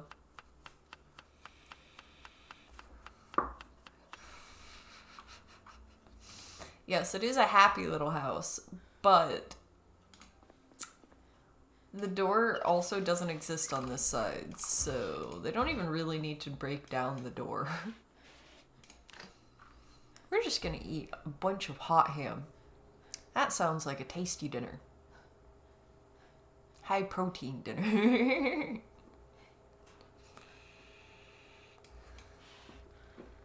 Sometimes you just need meat snacks. Oh wait, we left it on again. Let's just leave that on. Just eat some ham. Wait for our show. Hopefully stop panting eventually. It looks like we will actually sleep for a while tonight. We got tired. We've done some fighting. We woke up way too early. Our ham is cold already and the show's not on.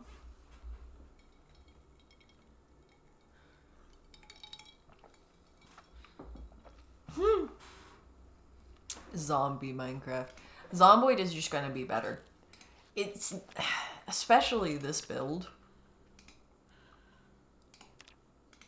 Just gonna be real. This build is crazy good for the realism. We've got livestock and stuff now. Well, that would be the case for Minecraft too. And we got it working yesterday. So you should be able to play Zomboid with us.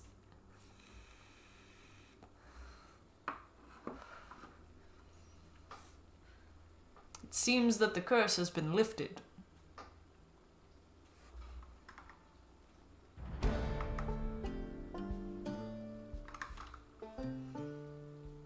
I feel like Build 42 is a lot better for, like, even if we don't all start at the same time on the server as well, like, even if we all show up at different times, the kind of base camp that one can set up, there's always something more to do, you know? Like, it doesn't take away all of the things to do just to have already set up. Where I feel like initially, the initial struggle was half the fun in Build 41. Build 41, yeah. 41 point whatevers.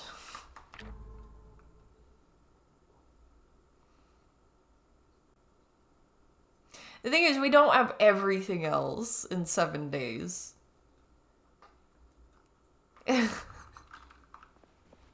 It goes nowhere near the level of detail that Zomboid does. This is why I stopped being able to play 7 days the same way. The only thing that it has on Zomboid is that it's first person, and that's actually the thing that's limiting it so much. That's true, yeah. Straight up, there's so much that you can fall behind in Project Zomboid that there's always something that you could be doing.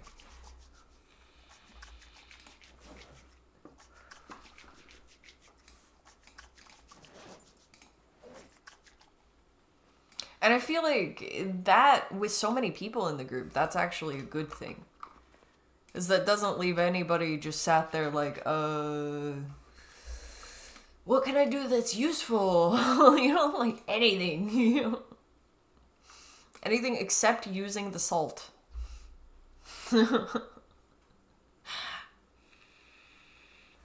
Until we have a good source for salt.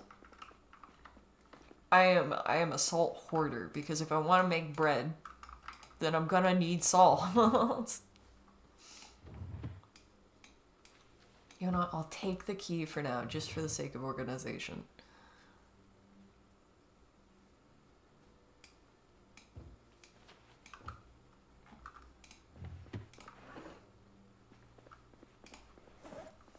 Sheet sling bag. I think I'm just gonna turn that into a sheet. Because we'll need that for something. At some point.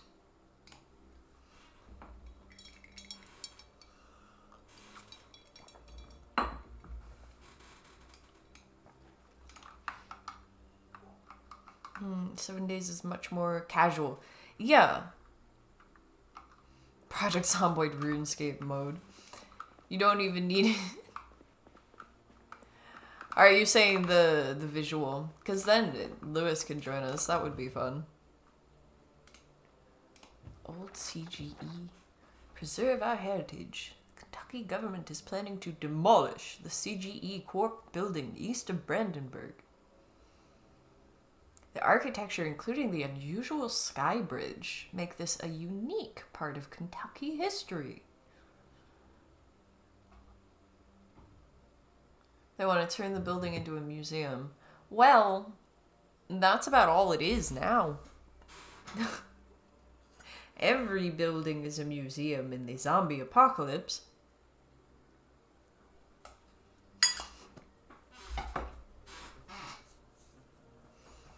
Zombies are not very respectful of museums. How far away? That's actually closer than I expected.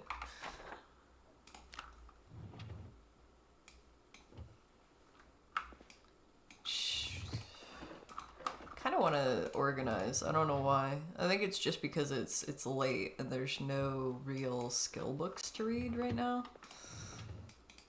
The organizing urge has kicked in.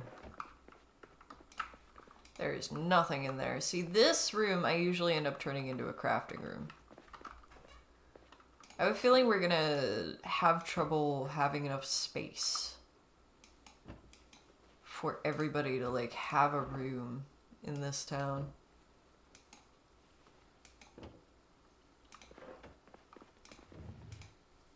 The fire station that we used to go to does still exist, I'm pretty sure.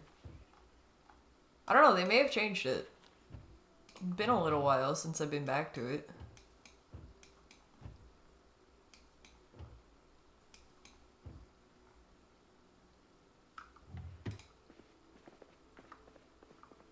Look at all of these human remains. Yes! An archaeologist's dream or nightmare. Dealer's choice.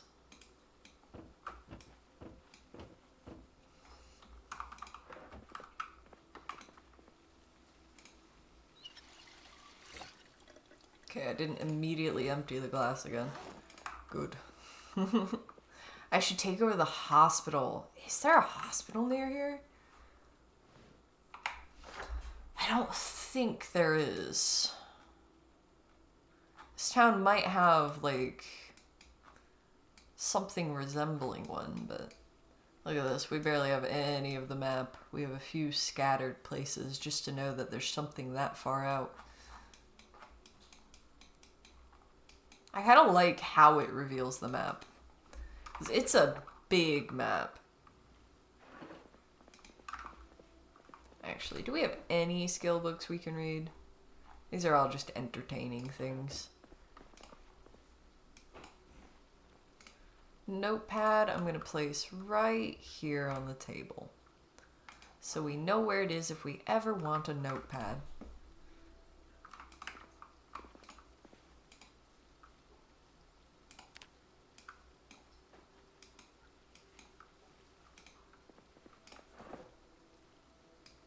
Kind of like writing shopping lists in Zomboid as well. Just like the stuff that I need to loot from places.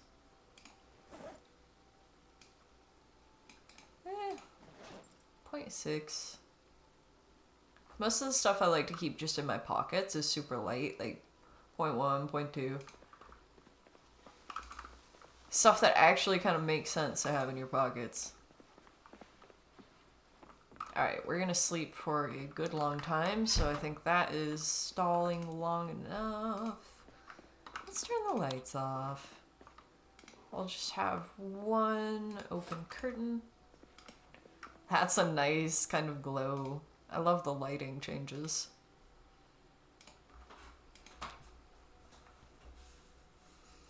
Pen and paper on your desk? Yeah, I mean, you can have one in your pocket in-game. But also, this is the kind of game that does benefit from taking notes. Oh! Hey, if you want to be a homebody in this patch, homebodies are actually very much required. There's so much to do at home. I'm gonna close that door for now so I stop running in there by accident. Just one of those walk in a room and go, what was I here for again? The chef, yes, exactly. Like, I feel like Build 42, there's so much to do in general that you could plausibly have people join who don't even like the combat. And if it's a big enough multiplayer server where there's people going out and doing the necessary exploring and gathering of new resources and bringing them back to the base camp, you could set up a whole town like that with people who never even see the zombies.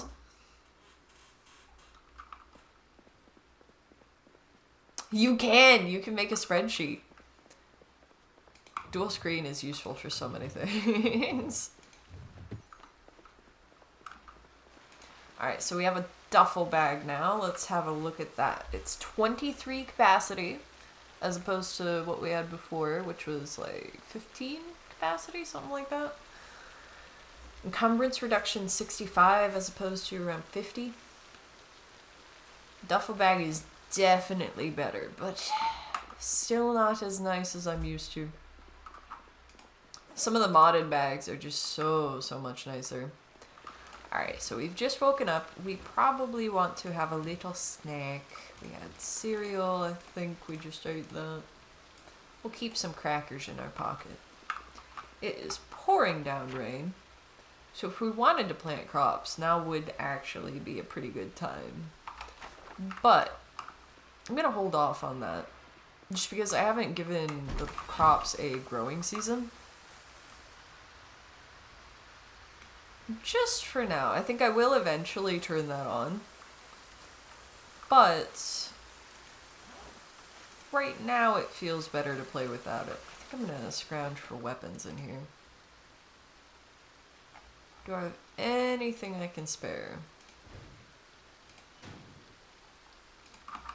Anything I can make? We could carve a steak. They're zombies, not vampires. We could carve some small handles, but that won't do us much good right now.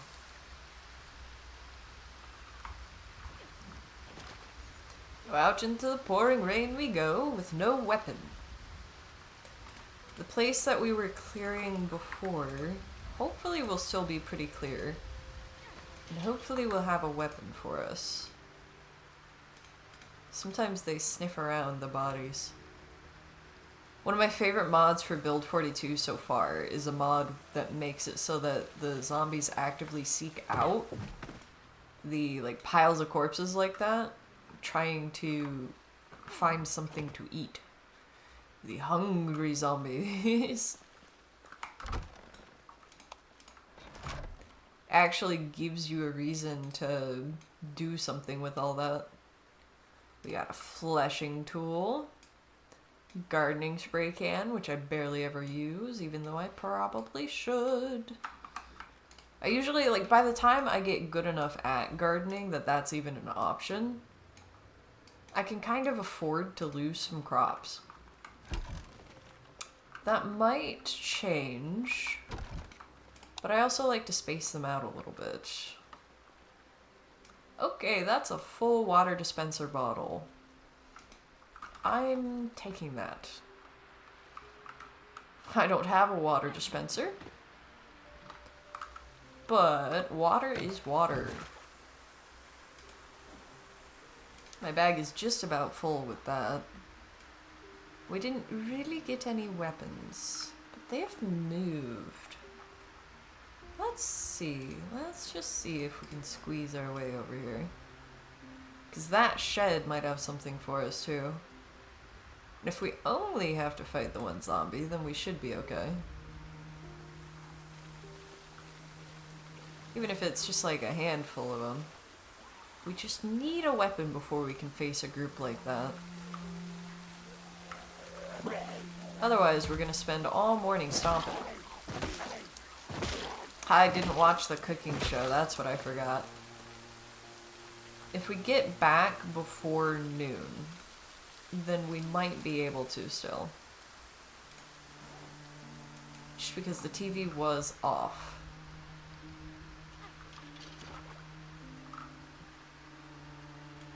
As long as none of the houses that are loaded into this area are playing it. Alright. There are zombies around. We might be able to sneak our way in anyway.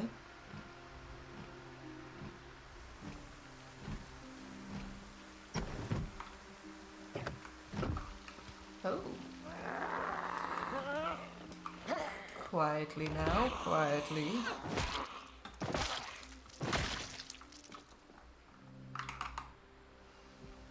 Just gonna close that window. What kind of generator do we have?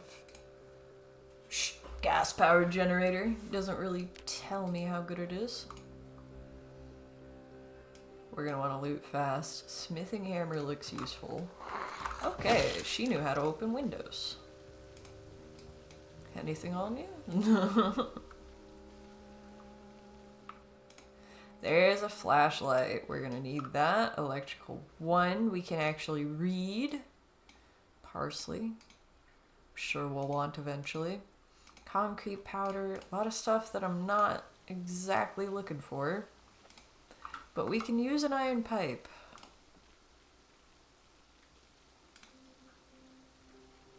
Apparently we can use the steel half bars too, but I'm gonna hold off on that.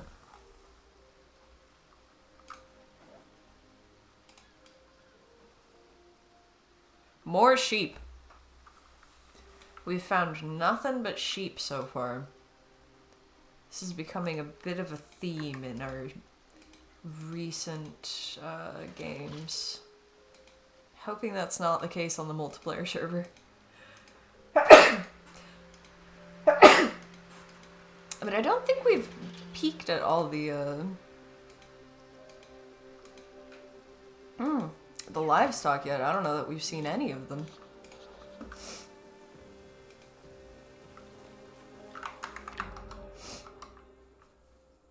Just gonna blow my nose real quick. That sneeze worked.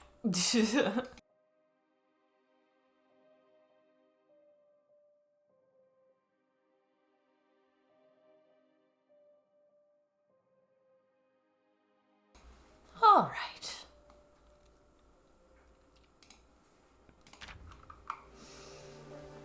Well, we brought back a whole bunch of seeds. We have a weapon technically now, and we'll have water.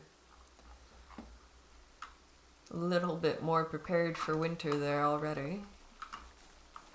Alright, a bunch of that stuff I'm gonna have to take over the gardening area, because we left the gardening basket in the other place.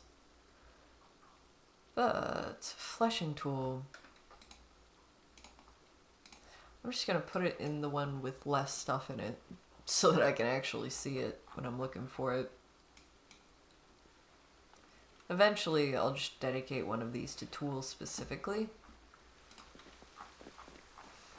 But I don't feel like organizing everything early in the day like this. You commend anyone who plays it solo? Very fair. It's a different game, multiplayer versus solo. I think I'm gonna put my spare water over here.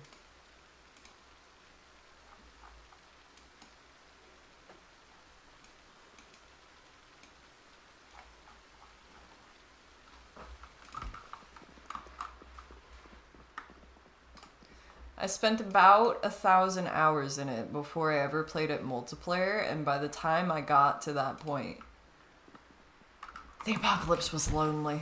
You get to a point where you get good enough at it that it's like, what am I doing all of this for? Nobody's ever going to enjoy this library.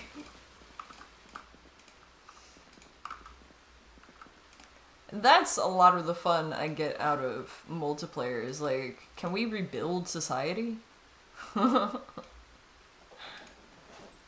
We can make it a better one. Where we all actually like each other and are friends.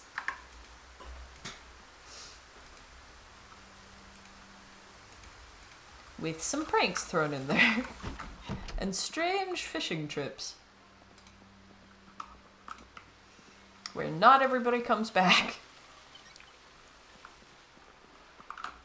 You keep hoping there's a roleplay server out there somewhere. This game would be great for group storytelling setting. I really think so. I did a little bit of hunting at one point before I convinced my friends to play with me.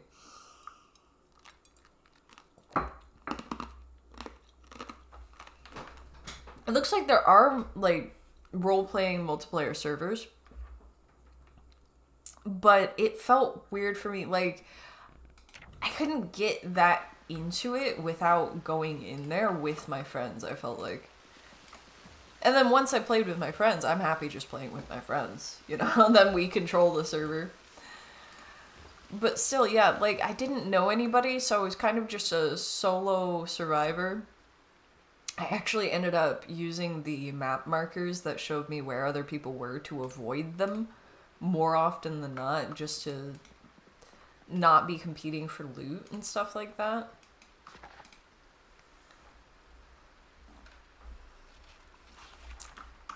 Yeah, I think, I think there's a lot of potential with Build 42 in the big role-playing servers, just because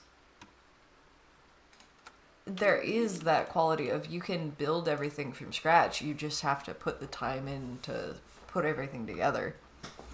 And that would work really well in a multiplayer setting. Even if the power's out, we can just figure things out.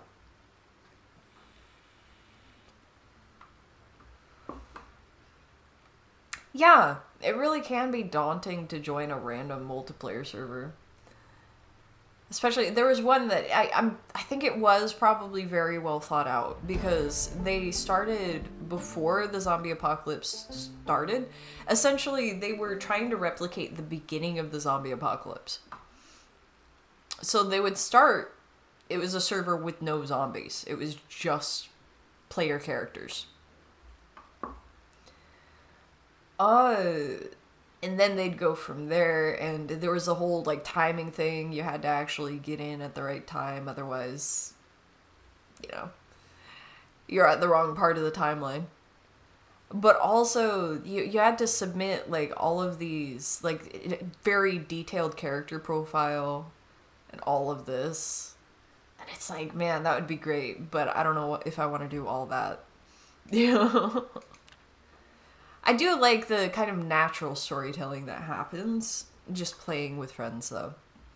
That's something that I've been considering, like, if things get to that point, then maybe I could do a stream with my friends. I think it would be especially fun proximity chat and using the radios. Stream would be a really good excuse to do that.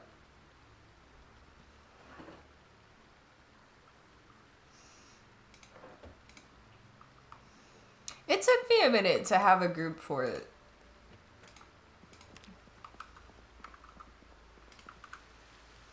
But I was patient. I knew eventually somebody would be addicted to this game as I was.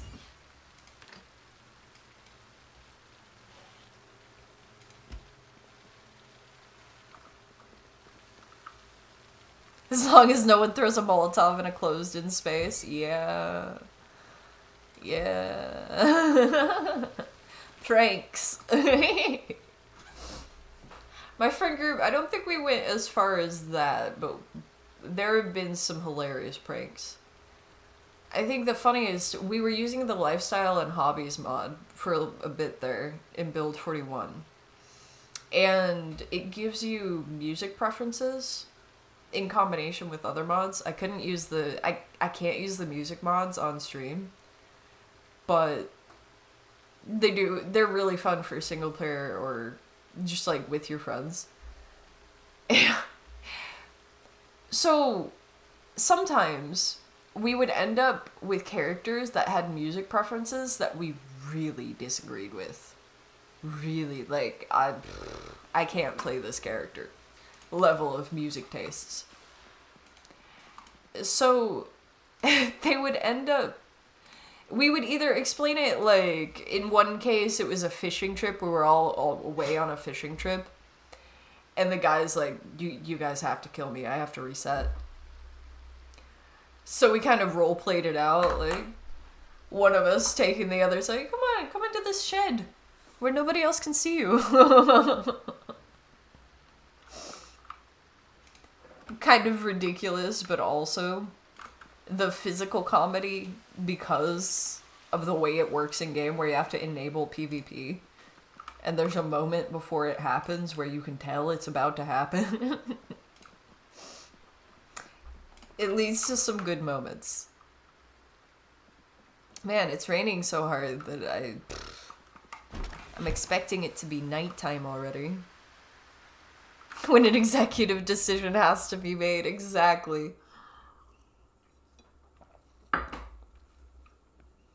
We all went on that fishing trip. Not all of us came back. But we made a new friend when we arrived back at the fire station.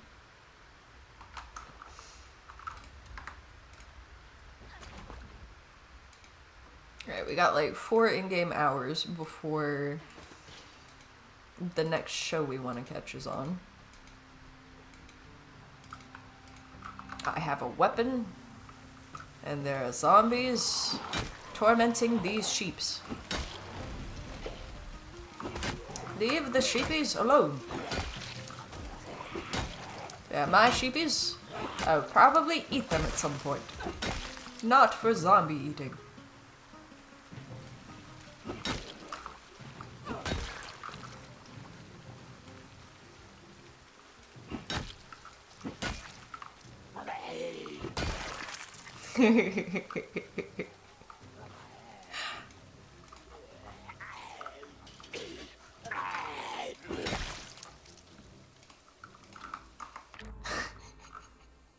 Now what really happened is that one guy really got on my nerves. So I did what had to be done. He was infected, and that's what I tell myself to sleep at night. The hated character beatdown. Oh yes. Yes. Sheikah likes to make characters that replicate people who have actually existed in real life. And some of those characters are beloved, and it's very hard to watch them die. I witnessed Steve Irwin's death in the zombie apocalypse. But sometimes those characters are very hated. Especially later along, when there was like lag issues and stuff. There was all kinds of stuff trying to prevent Sheikah from playing with us. But he started making characters that he wouldn't mind seeing die. And one of them was rejected by the group so hard that we all turned PvP on and immediately beat him down.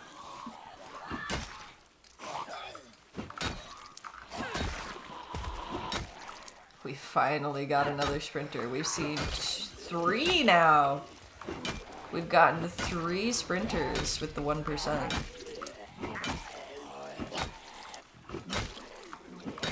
Oh man, I don't like them or the noises they make.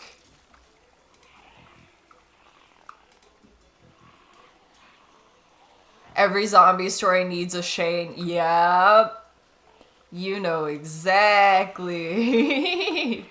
Exactly what we're talking about. It really brings people together.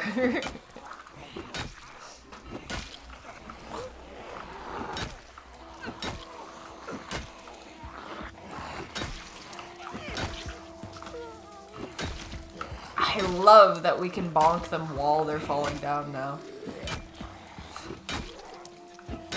That one had fun sunglasses. What are those? Fancy reflective sunglasses. We'll take those.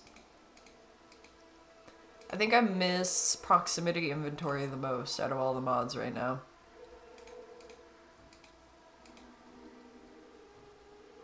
Photograph of a group of suffragettes. And a seed packet of rosemary.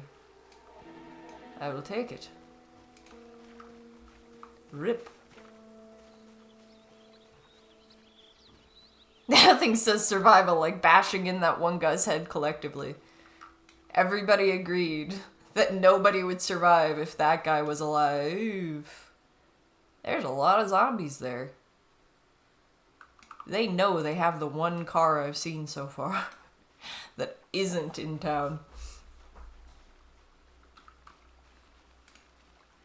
Now, I'm willing to bet that there's more sprinters in the mix there. So I'm just gonna go over here. It really feels like there's nothing but sheep this time. I know I'll be able to find chickens because there's always chickens at the chicken place. It's the chicken place.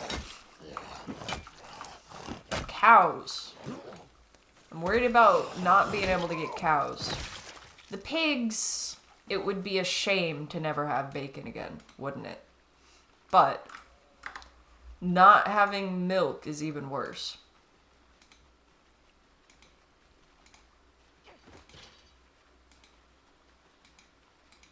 Oh, yeah.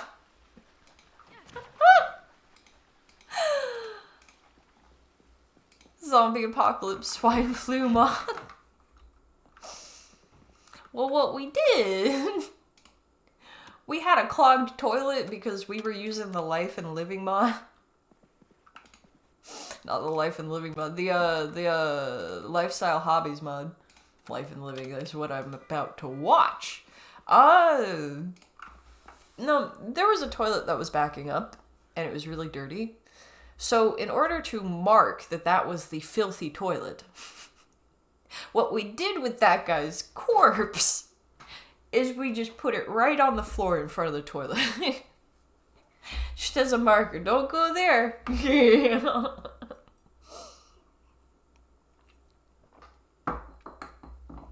I think we also kept his keychain as a trophy.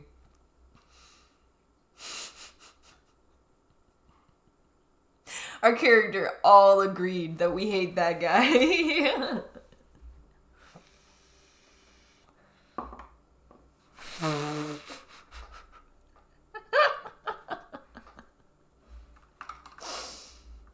No, you gotta understand. At the time, I was playing Casey Burden. Casey Burden is a character that... her life before the zombie apocalypse was very difficult. She was very bad at being a normal person. But once the zombie apocalypse hit, all of that bloodlust serves her very well. She also is somebody who has accidentally poisoned her friends because they trusted her to be the cook. She didn't know which berries were poisonous, but she has a bunch of mushrooms, a bunch of berries, and she survives.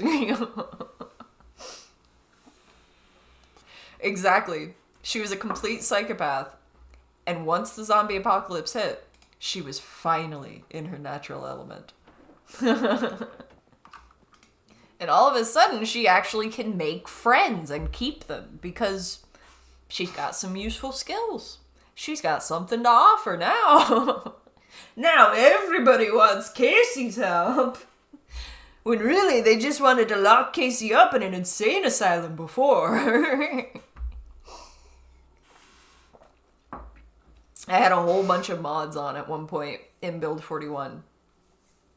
And she, I got to this point with the game where I really liked randomly creating characters, just like hitting random on everything and seeing what happened. You know, I'm seeing the story of how this person dies. And that is how Casey Burden happened. And I haven't been able to forget her since. So I have recreated her since. Although I don't have all the same mods.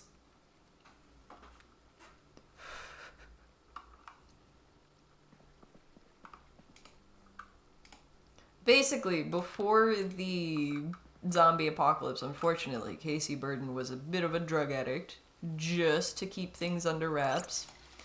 She had a lot of bloodlust to deal with, you know? That's all she could think about. Man, I emptied the glass as soon as I filled it again. I gotta remember to drink first and then fill the glass. It went up again. Stream Cat has returned.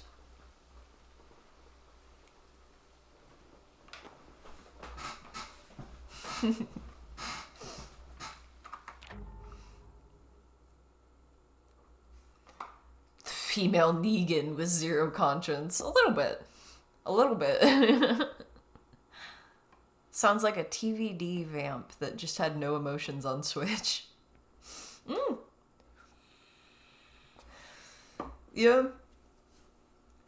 No, I haven't learned much more about her since playing her. We know that she's sloppy. She doesn't like cleaning up after herself, and she makes a huge mess. That's one of her biggest downsides. She's messy. That gave me a lot of points. She also was unemployed before the apocalypse, so who knows what she was up to. She often spawns in a police station when we spawn her in, where is it?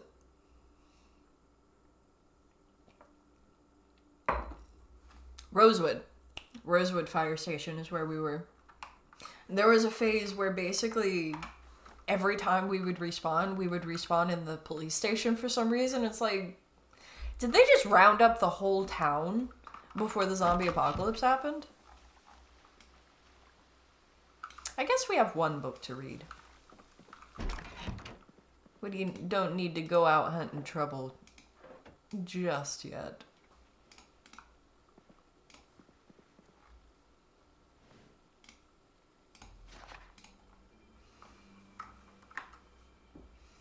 Get it to a little later since she's not even tired yet. We didn't work hard enough today.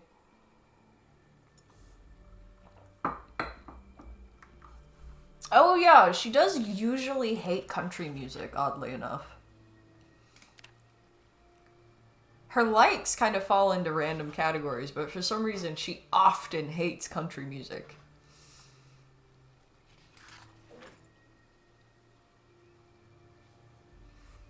We could replace our sunglasses. Let's see what these look like.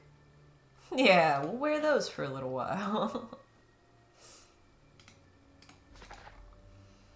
We look cool. And there's nobody to tell us otherwise. This character, I randomized her name, not her traits though. And like her look and her name are randomized. It ended up with Fannie Reilly.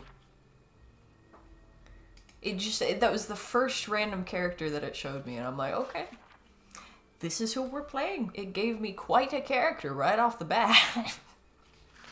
She was wearing like a fedora initially, something like that. We've got a riding helmet too. Let's see. Okay.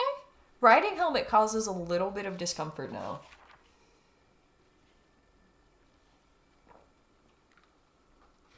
So if that discomfort gets too high, then we will actually actively end up with a debuff that will make us worse at things. Because discomfort is rather distracting. Rather distracting. Like that.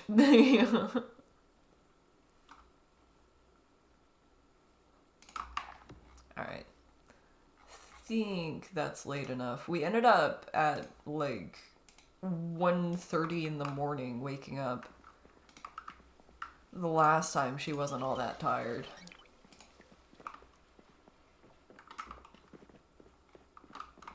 We really need a roasting pan. I've got ingredients.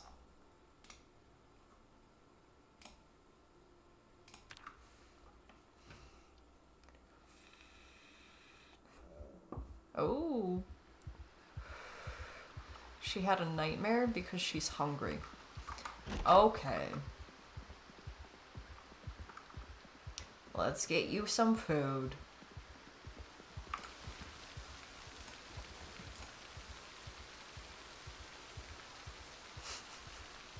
We could just eat ground beef.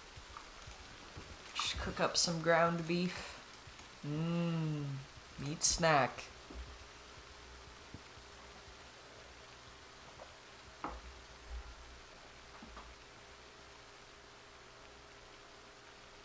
Cat food's always great. I mean, I feel like it's good for you to join the early kind of struggle phase, just because it prepares you for a lot later along. Since you haven't played much, like the game hasn't let you play very much, you do have a little bit of experience to catch up with.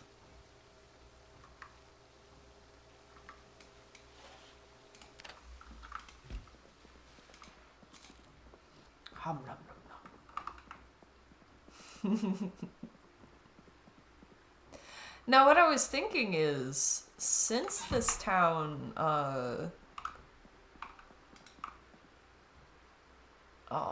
we're not tired enough to sleep. Well, I'm just gonna rest on the bed for a while then.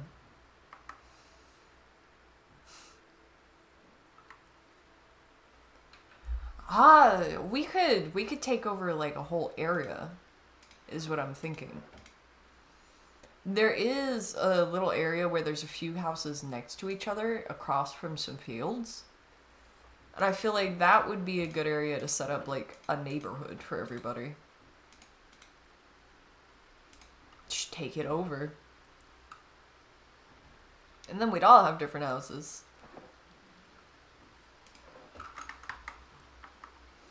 Because, yeah, it doesn't really feel like there's enough space in all of the houses, unless we, like, make some beds. But then we're gonna just have a room that's cramped with beds. Welcome to Project Zomboid. You know what? You're not wrong. This is Sims at Home.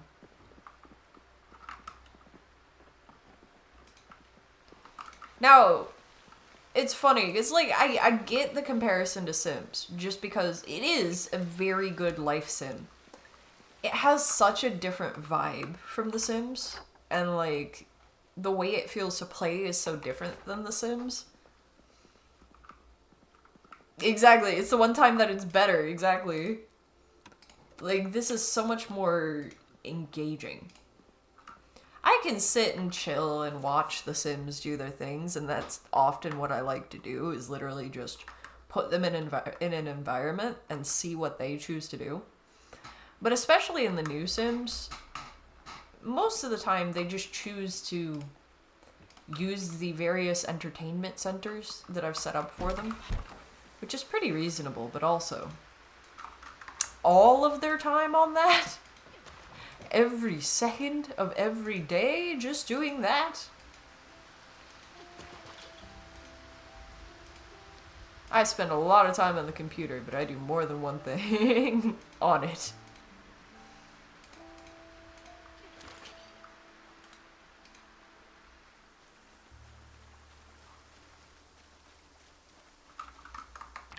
Your character's hopes and aspirations is that one day he just cracks his neck for the day and goes from the TV to being in front of the gates. I mean, in the zombie apocalypse, that's kind of understandable. I feel like that's why a lot of these zombies are walking around here. They got sick of it. There is a certain level of existential dread to the whole zombie thing in horror, though. It's funny, because there's several different angles from which zombies scare people. Some of it is just like humans are endurance predators, and zombies never get tired. They are the ultimate version of that. There's a few spins on that where, you know, the zombies are just the common man, kind of, oh, hello, you can sprint and scream. I don't like you. You must die. We're drawing quite a few of them here because I'm getting distracted. Yeah,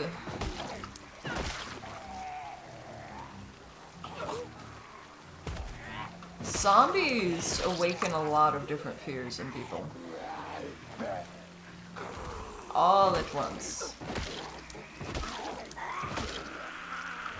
I really like Night of the Living Dead for literally just seeing the origin of all of these zombie tropes.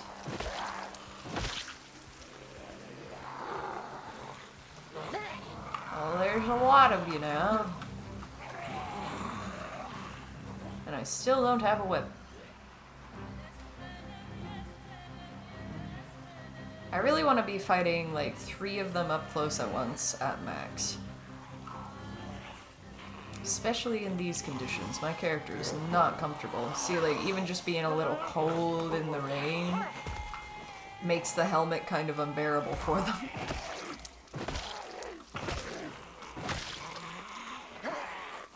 Yeah, and then there's people like Casey who actually would benefit from a zombie apocalypse.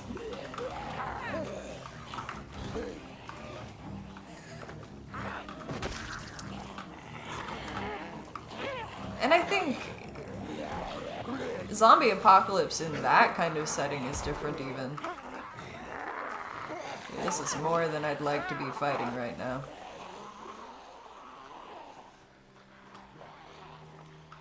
Can you just split up?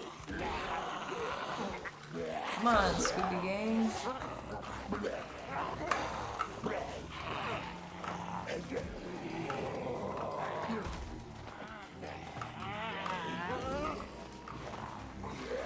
Like, the zombie apocalypse as an escape from modern life is a completely different angle, even.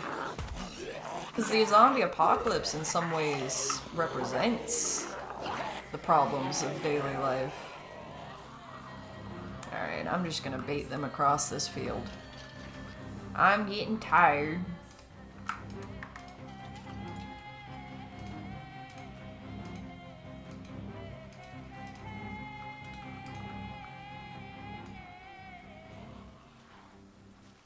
And now we turn and there's one.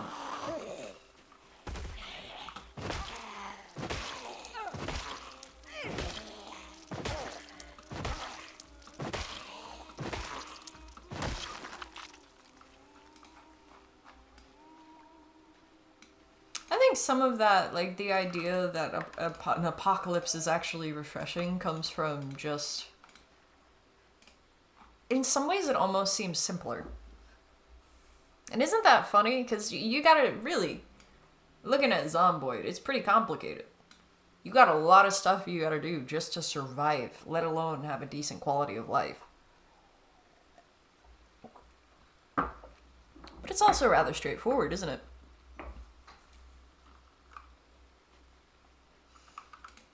It's all rather logical, you know? Like, if you don't have water prepped for the winter, and you don't have fire prepped for the winter, and the power's out, you're probably gonna die.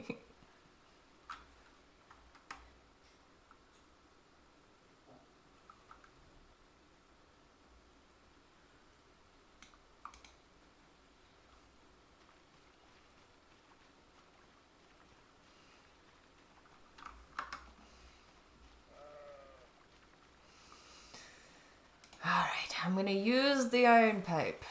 I feel like this thing is gonna break pretty fast. Let's see, can we check on it? It's still in decent condition so far.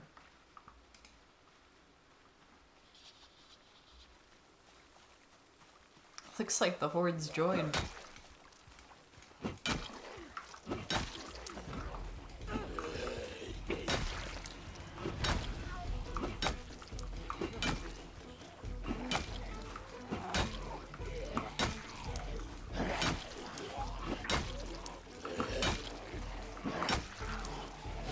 After this, I think we gotta go back, see if we can sit down, maybe catch the afternoon show. Get some more woodcraft in before no more shows are out. You think 90% of the people that are waiting for it to happen don't have the actual skills needed to survive it? I think that's probably a good bet.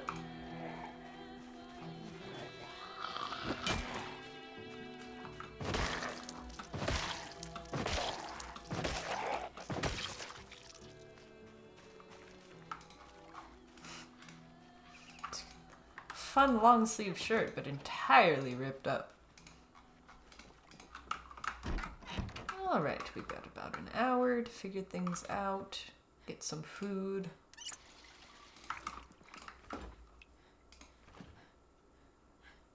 We could really use stuff for a roast.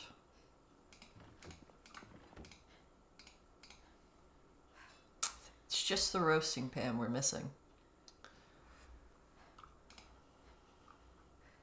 We've even got seasoning.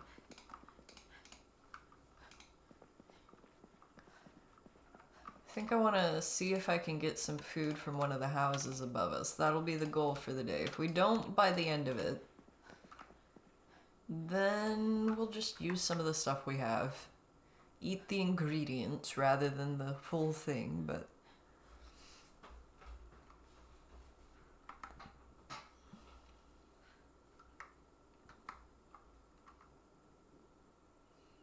A little more carpentry skill.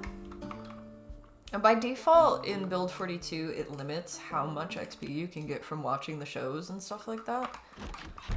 But I usually take off that cap. I don't know if I have in these settings, but I usually take off that cap just because I made it high XP gain for a reason. Okay, it looks like we are quite hungry. And they have all wandered over there, so I'm gonna see if I can get around them.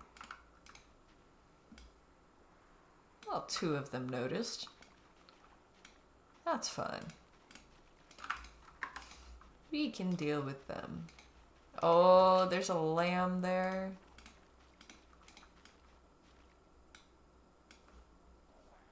Well, that actually worked out nicely. We kind of lured them away from the house they were guarding.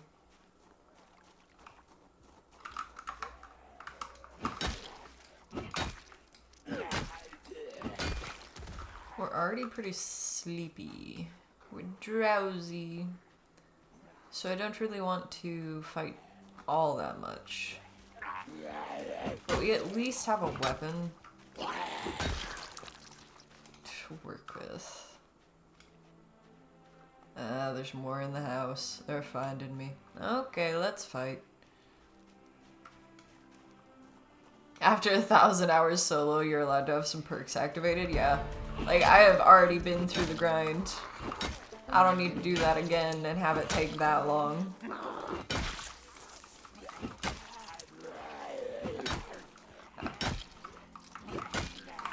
Like, I'm not gonna cheat for the skills, but also I did end up using the skill recovery journal in build 41.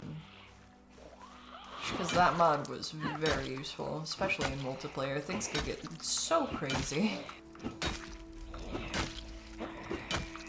We're good and tired and wasting our weapon. But these zombies won't respawn.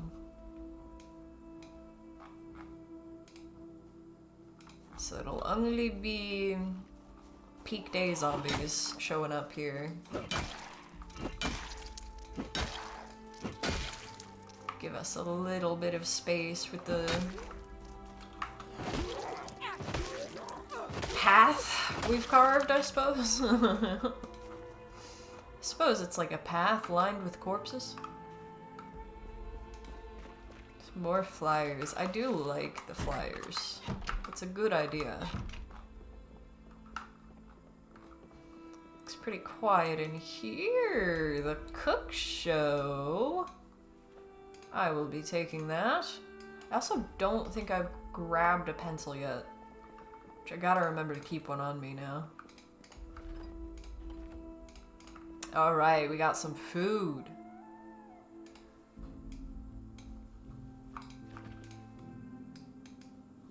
A single banana and some ice cream.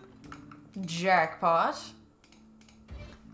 We got a muffin tray. I don't know if we have a muffin tray at home, so I'll take that. I know we have an empty pan, so still no roasting pan.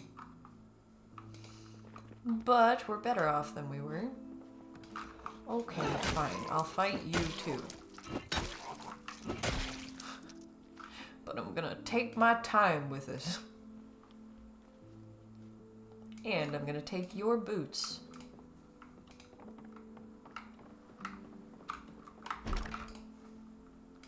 We get a fanny pack and a screwdriver. Okay. Much happier, much happier. Wait. We have to wear it on the front. We have to wear the fanny pack on the front to access it now. That's a change I hadn't noticed.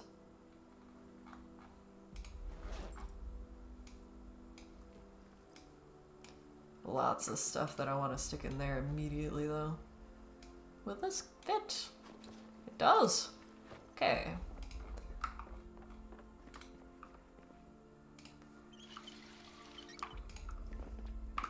Bunch of stuff that, again, actually makes sense to have in a fanny pack. It kind of, like, that would fit. Oh, we had an event in here. 2 skirts.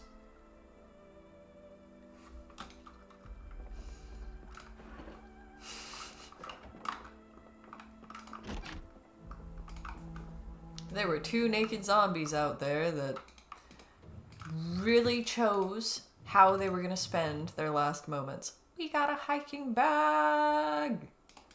Okay. This house didn't give us what we wanted, but it did give us bags.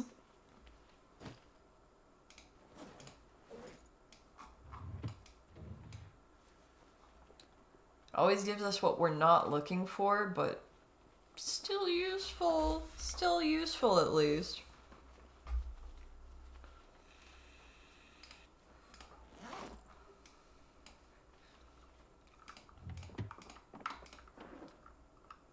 I feel like those heavy socks are gonna be useful later. Useful tool to help us later. Jeans probably will be too. Fresh pair of jeans. Eventually that's gonna be in short supply. End up going to clothing shops. Alright, I wanna go in that basement. I hate basements. I love basements and I hate basements. Yeah, my heart would be going too, man.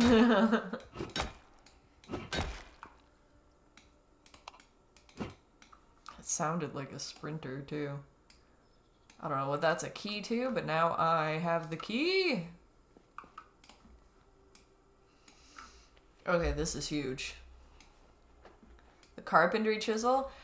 And that specific item was so rare at one point in the update cycle that I spent so long hunting for just a carpentry chisel. Like several days, at least a week of gameplay, just looking for a carpentry chisel.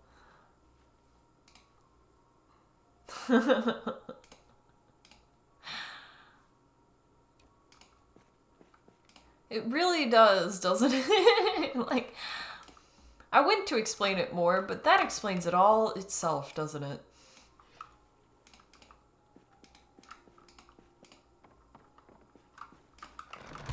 Alright, we'll leave that closed. Not that they can't open it anyway. And I guess we will grab a little drink while we're here.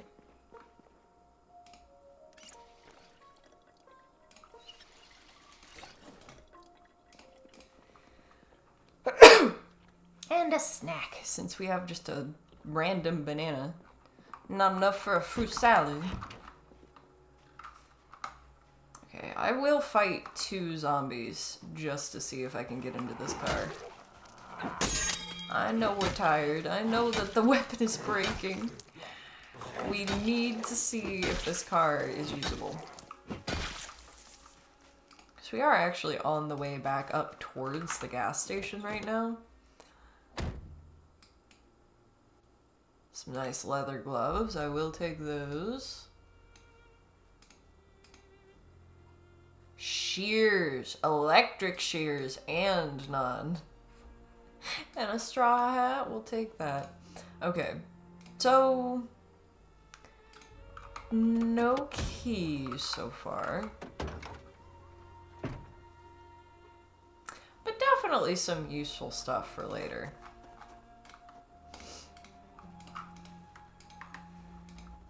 Oh, man. They found that shed.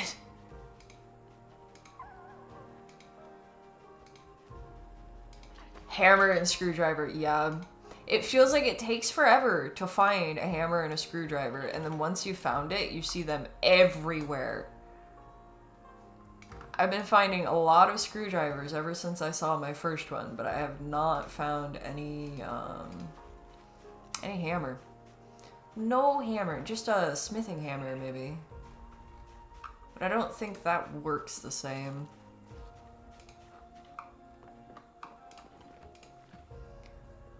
Let's get that ice cream in the freezer. While we have a freezer.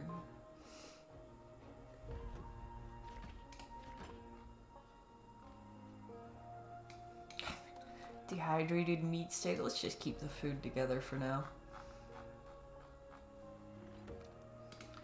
Duffel bag, that can go here for now because I don't know what I'll use it for, but at least I'll know where it is if I leave it there.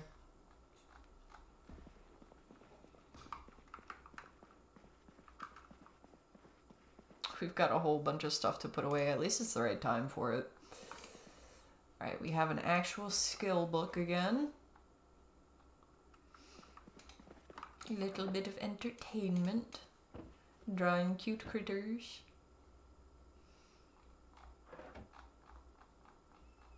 The cook show. Love, love, love that the TV stand is actually usable now. Box of nails, carpentry chisel can go out in the shed.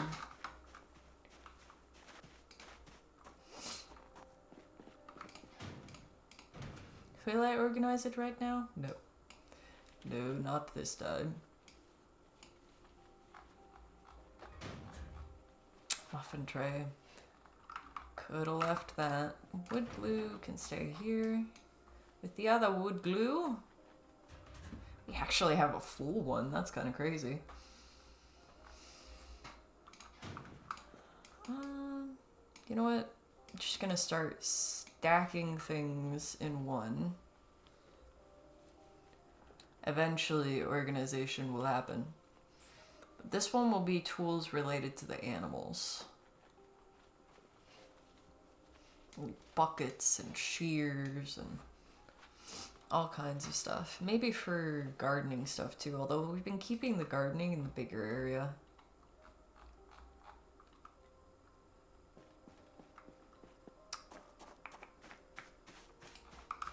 Crackers we can keep on us as our little snack. I'll put that in a fanny bag.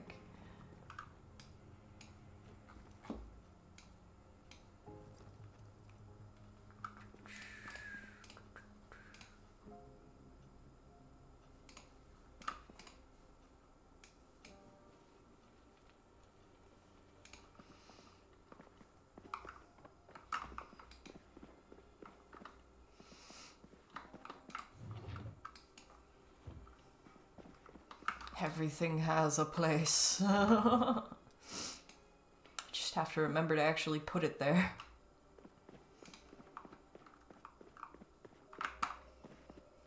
I do like that about organizing things in Zomboid. Like, using the pre-built houses really is the best move still, as far as I understand.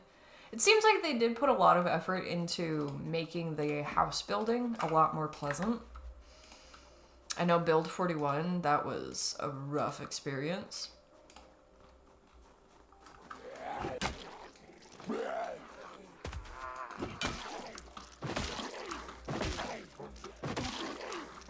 But the pre-built houses can be so nice, and you have your pick of them.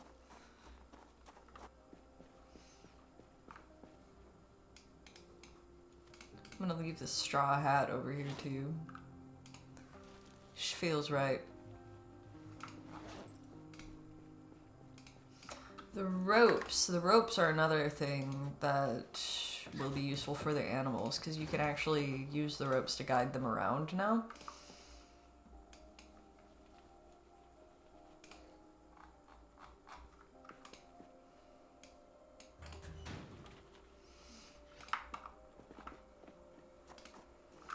There is a use for ropes besides just crafting. Alright, did we watch the evening show Exposure Survival? Hey, Dean. What's up, man? One time he was out in the woods and he lost his tent. Nightmare, eh? But he did have 4 tent pegs and a tarp.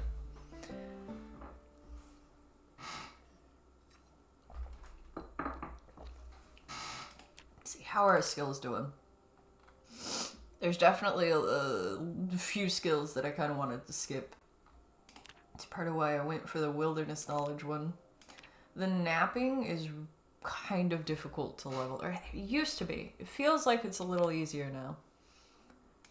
So they've actually separated things into categories a little better.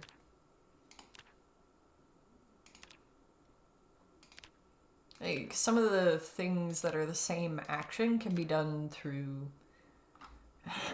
different skills, I suppose.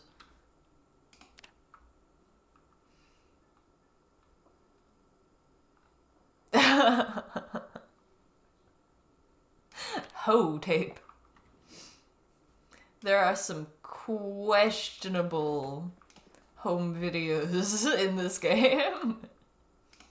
Feels like they've added a lot more content too.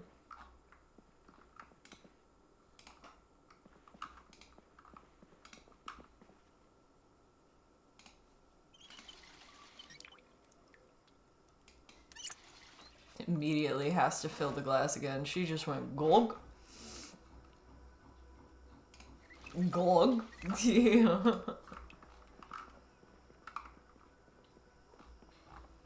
Alright, anybody here before I go to sleep? No? Good.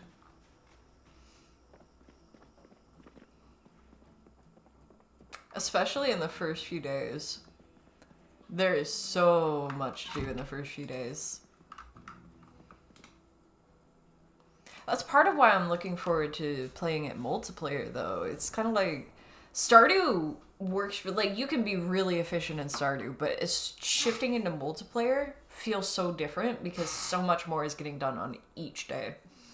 Also, somebody just blew some zombies up in the distance while we were sleeping there.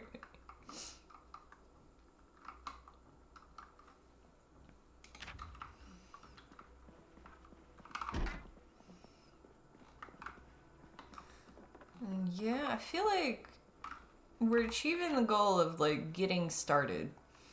Do we have enough carpentry skill to make doors yet? Yes, we do. So, what we need...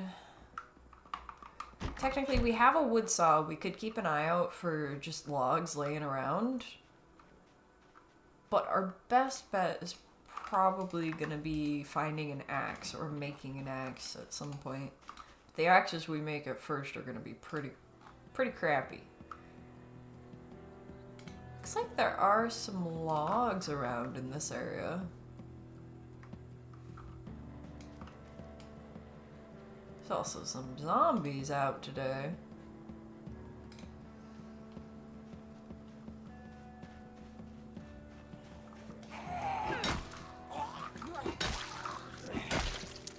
I should watch the cooking show. Just because I haven't much. And the cooking skill is actually really useful in this. Makes you more efficient with resources and stuff like that. Matters a little less when you have massive harvests, but...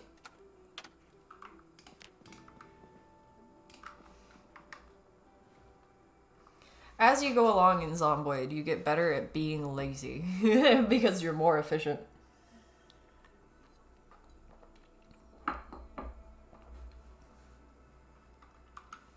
We learned how to make something worthwhile already. Alright, just gonna mute quick to blow my nose.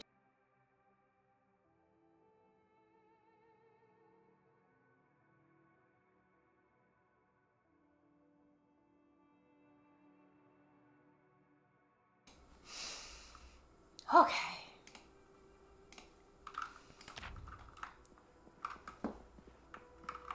We've got an empty glass once again. Let's have a drink and then fill the glass. Now do we get to keep a full glass? Yeah. Alright, these leather gloves are pretty beat up. I'm just gonna throw them in there. Clothes that we can take apart. I don't know that I'm gonna use the washing machine. Even when I end up, like, going through with the intention of putting stuff in the washing machine and actually using it, I often do not end up doing so. I'm gonna have that dehydrated meat stick for breakfast. Or, let's have a popsicle. The ice cream is gonna be really, really useful. Because early on, when we're kind of scrounging and getting all of our food sources set up, probably gonna lose some weight. Yeah, I've at least played some of the other zombie survival games. 7 Days to Die, I played, like, since early on when it was released. So I've seen that go through a few different changes. It's always interesting seeing the tricks that you used to use get patched out.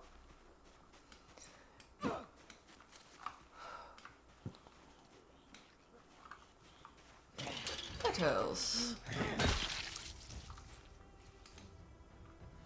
I feel like I've played lots, but can't think of it right now.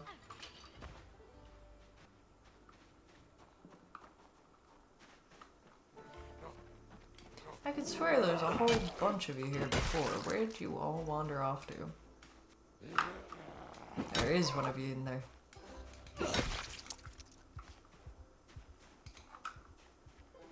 Ah, State of Decay. I can't remember whether I played that one or not, actually. I know I've heard of it. I maybe watched that one being played, but didn't play that one.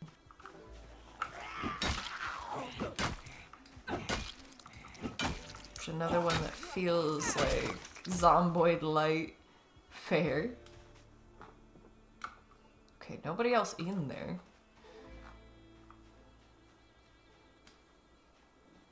So I'm off there looking at the corpses that we left amongst the sheep. I'm glad they finally fixed these big feeders, because they were not working before. It was real awkward for all the animals that would end up spawning here.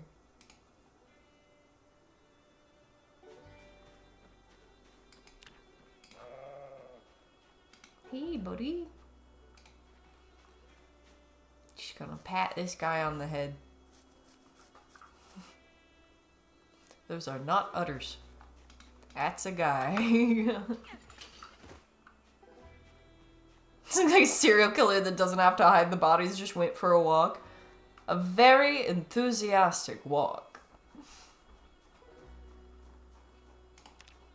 Yeah, Fannie has survived a lot longer than I expected her to.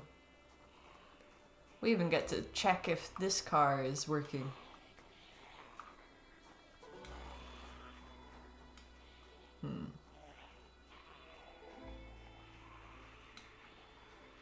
Basically, all of those zombies were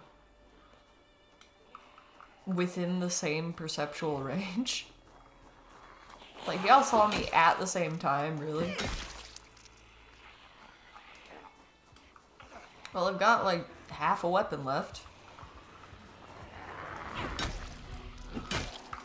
Kind of surprised I can't stab with what I have left here.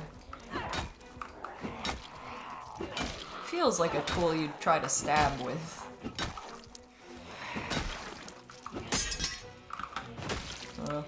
Well, I won't be doing any of either anymore with that.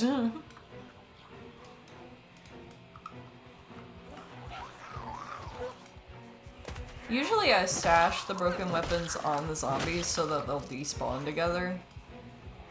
But I think that I may be able to melt down at some point. So I'll leave it prominently on the path.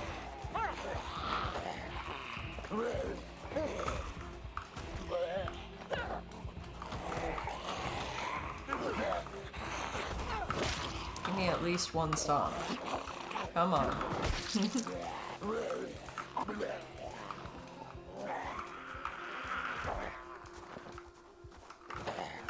Pushy shove this. Oh, there's more of you, I see. I see, you all want to play. We spend a lot of time early on stomping. I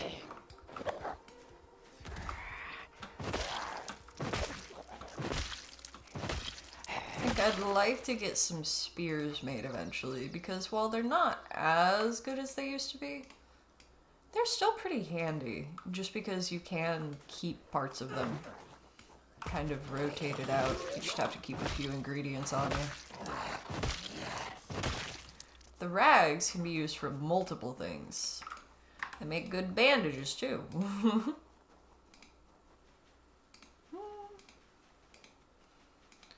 We're a little bit winded, but we'll check the car.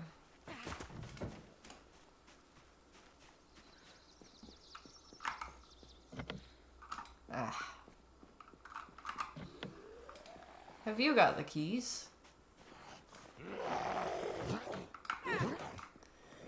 Ah, the rags, what you have to do is you have to get the pot, like either the saucepan or the big one that you make soups in. You fill that with water. Oh, the kettles work for it too. Fill it with water, boil it over any fire or oven or whatever. And then you can disinfect the rags in that. That is the easiest way for it. You just need water receptacle that you can heat.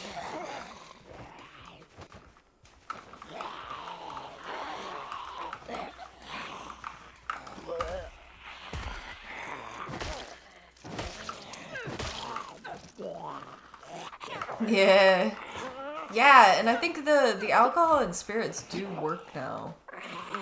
Like the alcohol would, but the bottle, the disinfectant bottles, that's what I'm looking for. I hate fighting on a corner like this. If there's one more just around the corner, that would suck. You know?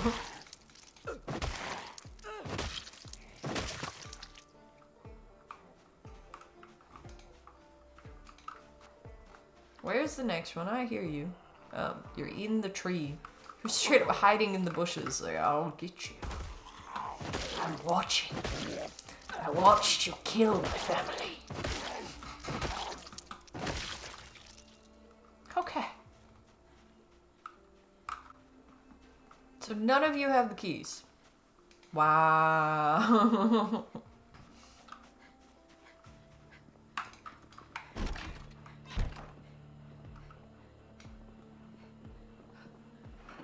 But I had the keys to the house. World cooking. Interesting. Would you calm down? You are standing still. Another one.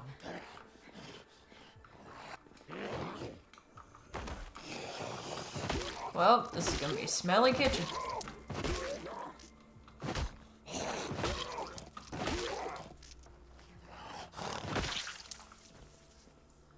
Someone else heard the fight.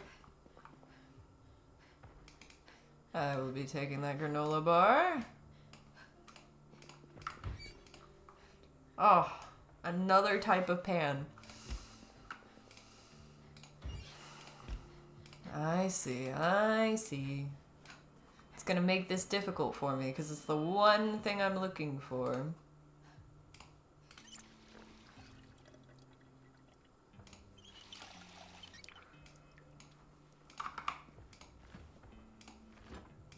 Nothing in the fridge. Okay.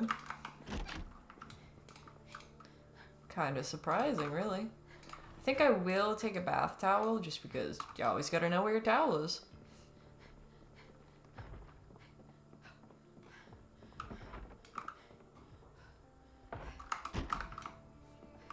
Didn't look like that one shaking, but I really was not sure.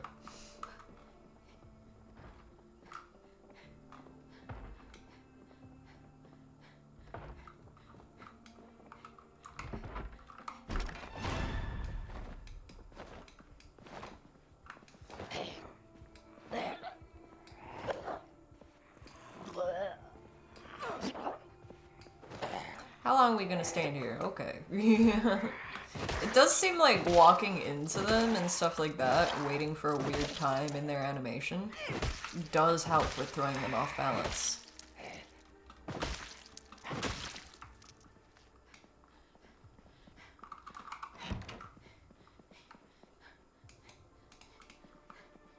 Alright, we can have a rest here.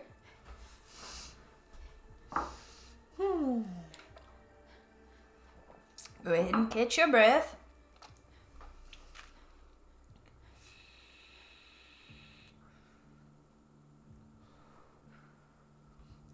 Okay, she did it. We're still at excessive exertion, so I'm gonna sit here for a little bit. As long as we get home between the carpentry show and the survival show, I'm happy. We've got a doll. If this was Skyrim, then I'd be grabbing that for Lucia.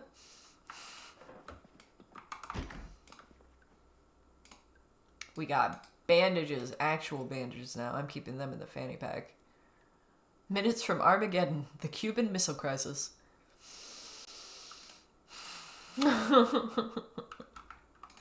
That's a weird thing to read in the zombie apocalypse. I will take your long denim shorts, actually. For the summer, that's gonna be nice. Is it just paint again? No, a large hook. A steel bar quarter. That is certainly something, but none of these things are the car keys. And I'd really like some car keys. We could watch it here. And then we can keep exploring. Okay, we'll watch it here. We'll watch it here. Have a little sit down.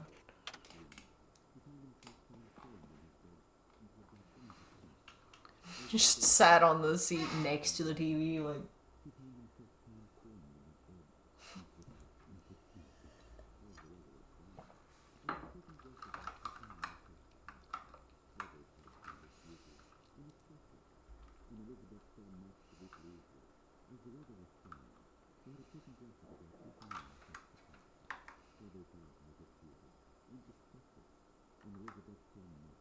Yeah, woodcraft.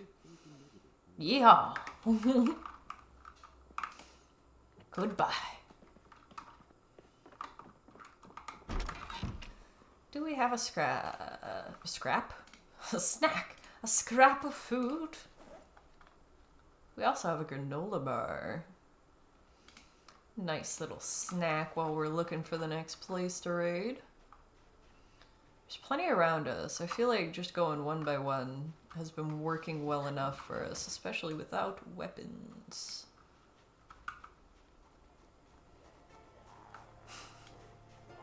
There's always a chance they're gonna be a sprinter.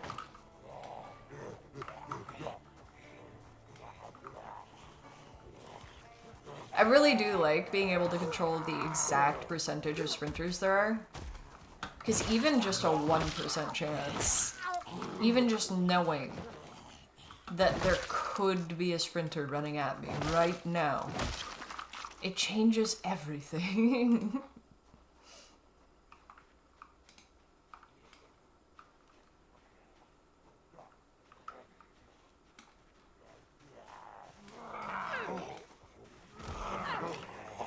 Plus, I hated having to lock myself into either fast or slow shamblers if I wasn't gonna have sprinters.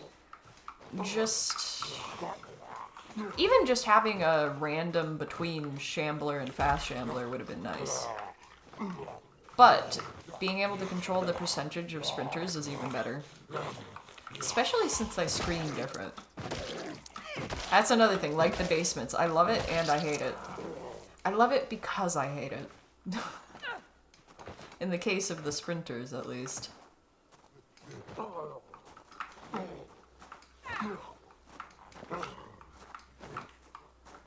Okay, buddy. Mr. Understand Center of Gravity.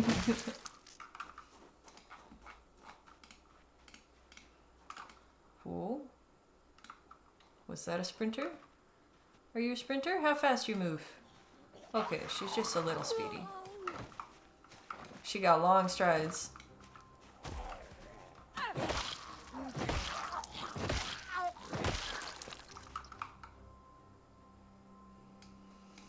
I'll take a letter opener. It's better than nothing. And I can attach it to my belt. Curious about that shed. I think I will check the shed first. Just because I'd like a better weapon than a letter opener.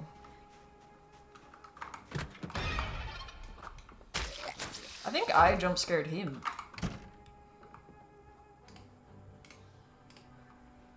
Let me just take the letter opener back.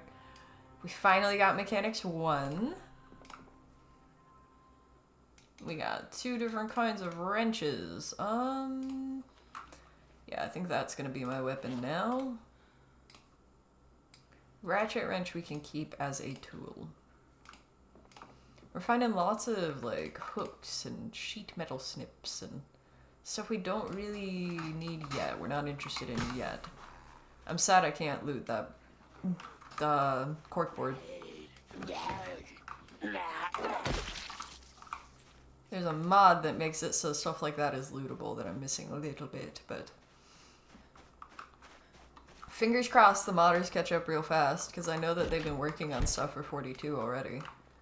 For a while now. Hey, we get replacement crackers. More pocket crackers. A pack of hot dogs. How long do you think it's gonna be until we find hot dog buns?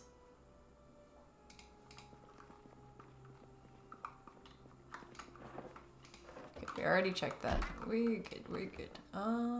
Sewing kit. We only need 1 needle. We might need a buckle and we might need a button. I don't think we're gonna need a thimble.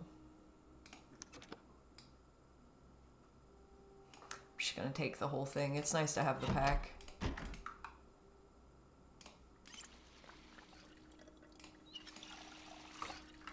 The fact that we can fill the pan with water is kind of hilarious to me. Alright, just have a sit down for a second before we hike home, I suppose. Alright. Since we are weighed down, I'm just gonna be friendly to her.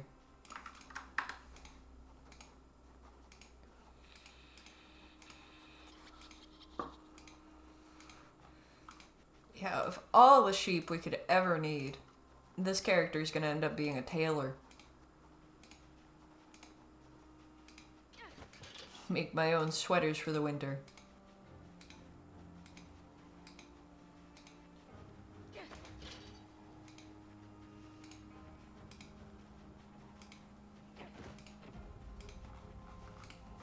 Alright, I'm sure we have stuff to unpack out here. A ratchet wrench, that's one thing.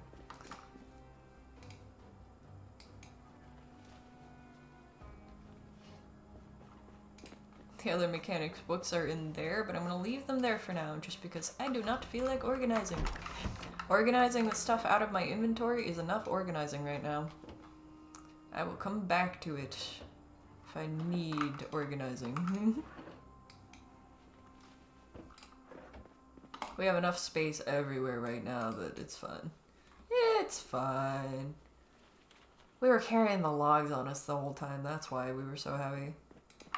Forgot that I started with gathering those. We have a pan. We've got lots of drinks. I think I'm gonna make this over here the drink cabinet.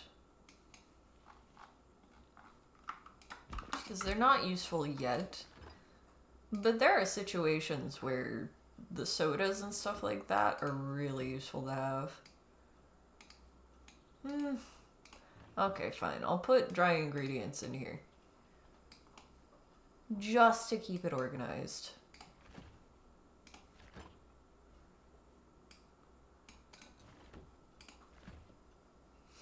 Even though I don't want to organize. While I'm here, we'll keep our towel on us. Because we always gotta know where it is.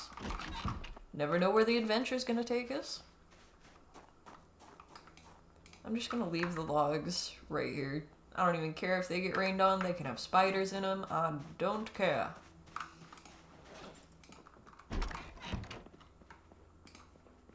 Ah, yes, the sewing kit. And the hot dogs. We're gonna save the hot dogs for a little while, because if we get some buns, then it'll be fun to have those. Grapes, I feel like we can just eat them on their own.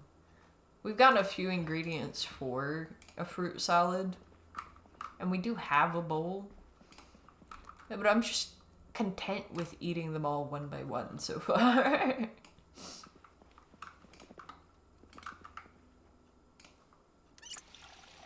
Really want a roasting pan. That is the biggest thing holding me back on food right now, is I'm finding a whole bunch of ingredients that would go great in a roast or a soup or something like that. But I do not have those things. How is my clothing doing? The shorts are fine. They can stay. And we are actually drowsy in the evening, which is a good thing. I'm going to eat a whole thing of ice cream because we are going to need calories this early on. With nothing established for food sources, except for more scrounging. We are fully living the scavenger lifestyle right now. He hates killing little creature guys. Sometimes you just gotta survive, right? Today we're building what I call a wooden cage trap. One of my favorite mods for this is the one that makes it so you don't have to be miles away from your traps.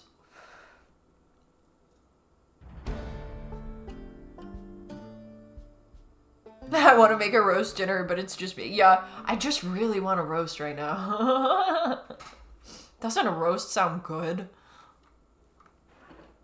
It's just because it's winter time in real life. It's summer for this one, so fruit salad probably sounds really good to her right now.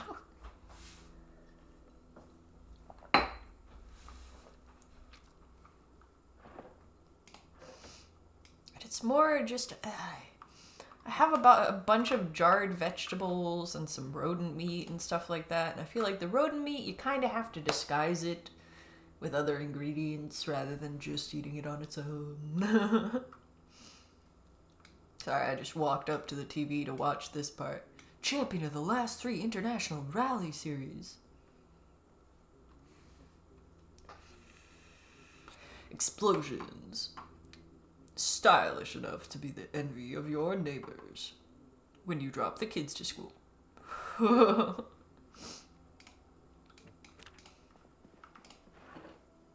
Alright, we got a few magazines we could read. We've got another skill book that will take us a minute to get through.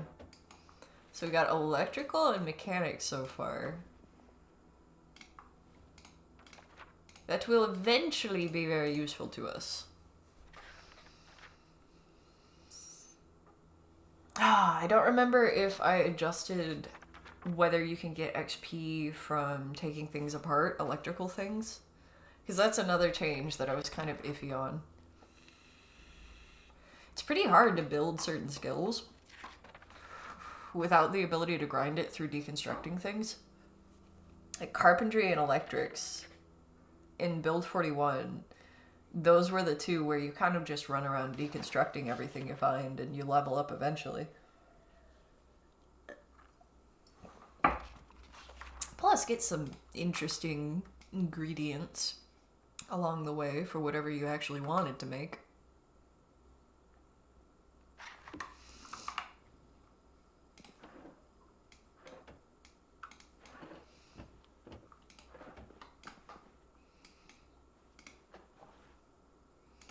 Gonna put this one over here, make it easy on myself. Hey, yeah, that's why we got the chef in multiplayer.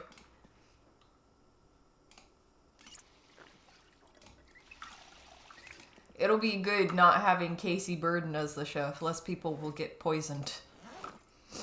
It's funny because they would get poisoned, but they would end up living. They'd just be wandering around like, why am I nauseous? Why do I have a fever? Then they'd get over it because the rest of it was nutritious enough. Nobody ever suspected. Gordon Ramsay.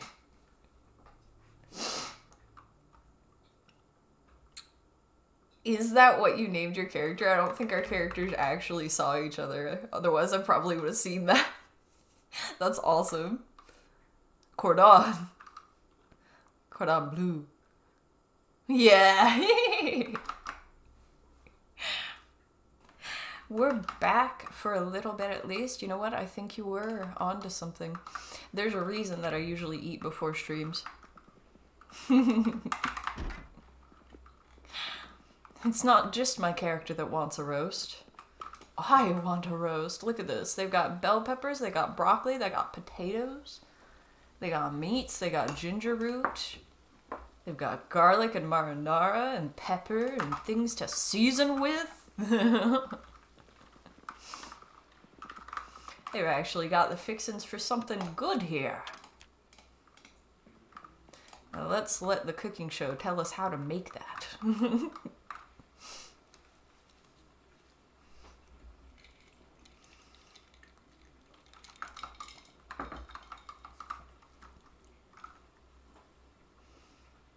Quench your thirst. Energize your being. I had no idea that Scandinavia was such an amazing place. Apparently, the zombies are global at this point in the game, pretty much already. It starts early, although I don't know if they've changed the story at all. I haven't done a playthrough where I basically just sit with the TV yet. Well, TV and radio. It is kind of fun to roleplay it such that you just kind of try to follow through all the things that they're telling you to do in the news station and all that. Just keep to yourself, barricade things.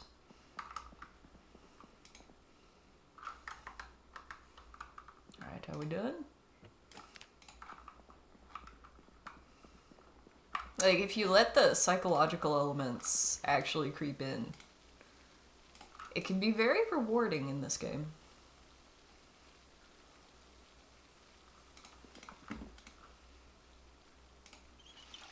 I think I would need the assistance of somebody who has less experience in this game to do that at this point. I have a hard enough time not guiding my friends when I'm trying to play with them and kind of let them explore and discover things on their own. I just have so many facts I've been waiting to share. Let's see. We have a weapon. A weapon.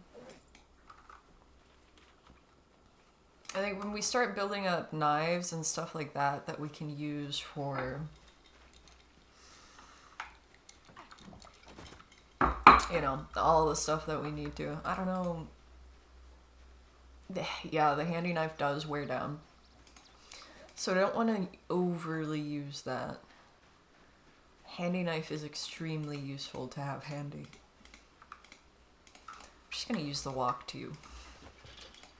I've got a cat properly in my lap now. Sometimes she likes to sit next to me and sometimes she likes to be in my lap. How I can tell she wanted properly in my lap this time is when I got up and walked around and grabbed a drink and came back to the computer desk. When I came back, she was right in the middle of the chair, just curled up, looking up at me like, what you gonna do? Well, I'm gonna scoop you, that's what I'm gonna do. It's either get squished or scooped.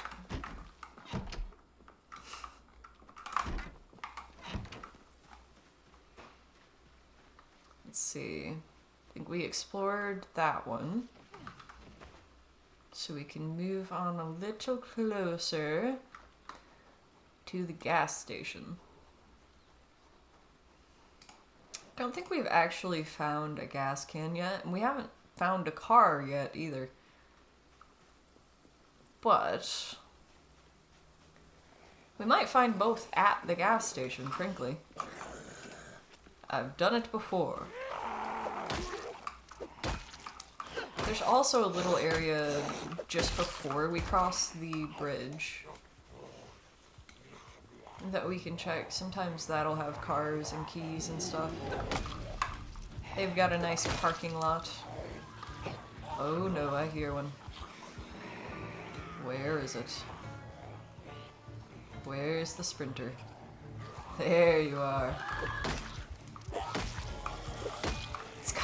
baseball cap. This sprinter has a fucking baseball cap. Oh, I think I hate the crawlers even more than the sprinters right now. No. Go down. Just go down already. They make it so much more difficult to actually hit them.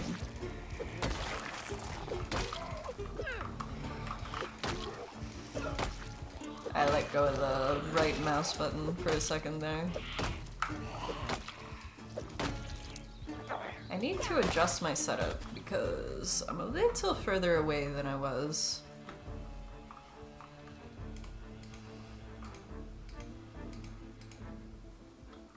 It's not exactly the best game to play with a cat in one's lap. But also, she's way too cute. I'll fight zombies with the help of the cat.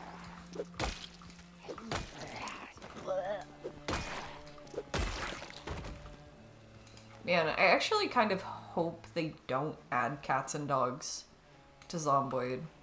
Or at least if they do, they're gonna have to add settings that makes it so that they're invincible or something. 'Cause I would not be having a good time if I had to protect the pets in this game. That just makes it too real, you know? I can deal with killing my friends on a fishing trip. I can't deal with losing a cat or a dog to a zombie. Like, that would suck.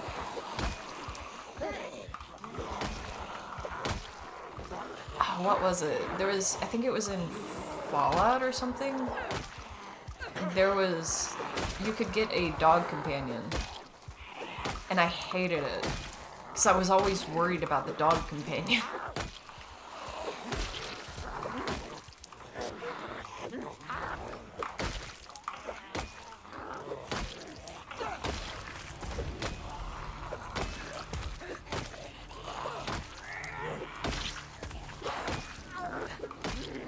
Gonna stand on this one zombie until I can turn around and do that.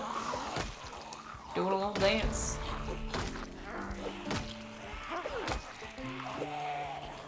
We're getting better at swinging a weapon. We're less tired than we were like that first day.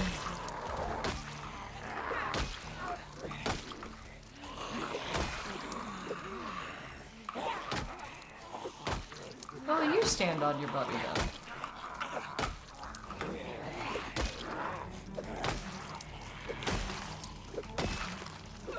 You're gonna fight that hard to try to save him.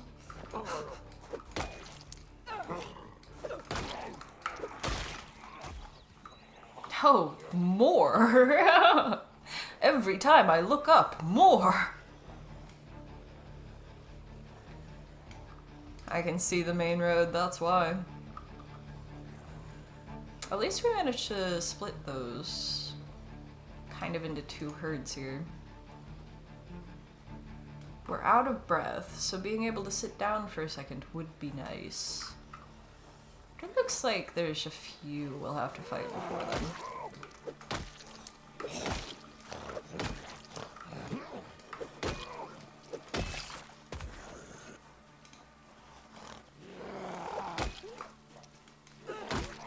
See, in Stardew, I'm all excited for a rainy day. But I don't even have crops down in this game yet. It's actually just an inconvenience. Other than potentially a stealth boost. Because I know that they reworked how the stealth works now. Okay. Laurel agrees it's not a good game for lap. I'm glad that we came to a mutual agreement there.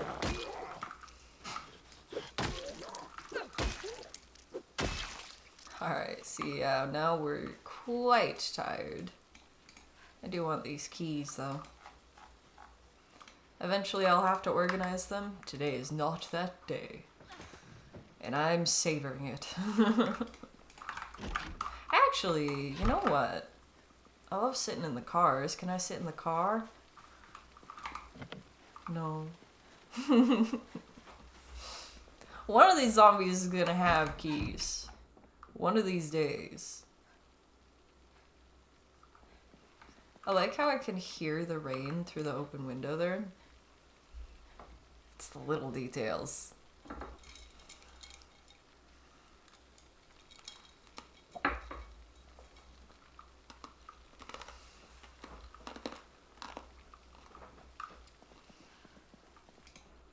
I love the attention to detail to the audio in this game. It's such an important detail in a survival game, and it's so often overlooked. I think Green Hell did a pretty good job at it too, to the point where when I was playing Green Hell, I actually had trouble being in voice calls, because I'd end up annoyed because I was constantly listening to see if there was a jaguar stalking me. And it's like tiny little, like the snapping of a twig kind of noise that you have to listen for. So I thought that was really well done, but it also made things more difficult in a way how subtle it was.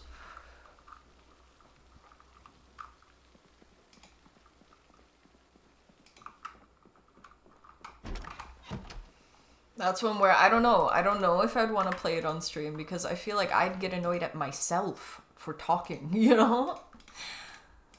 Like, oh man, I would have heard that jaguar if I just would have shut the fuck up for a second. Any sprinters? Any speeder boys? Gonna run at me while I'm trying to swing on another one of you? How's my wrench doing? I should probably check that before aggroing them. But we're okay, so I get away with it this time. Most of my characters get real good with blunt weapons pretty early on.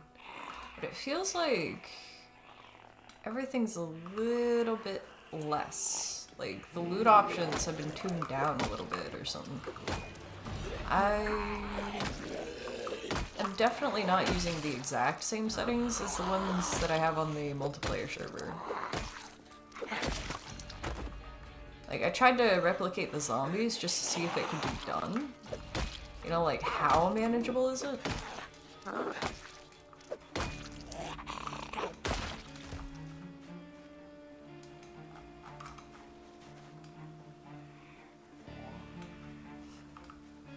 Still feels like a lot of them, and they're kind of coming out of the woodwork. Okay, a few of them saw me.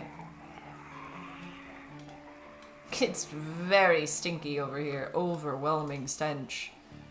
It is raining and a hot summer day. And that is a lot of corpses. Walking and not walking. Yeah, I'm using settings that it's meant to be for multiple people killing zombies.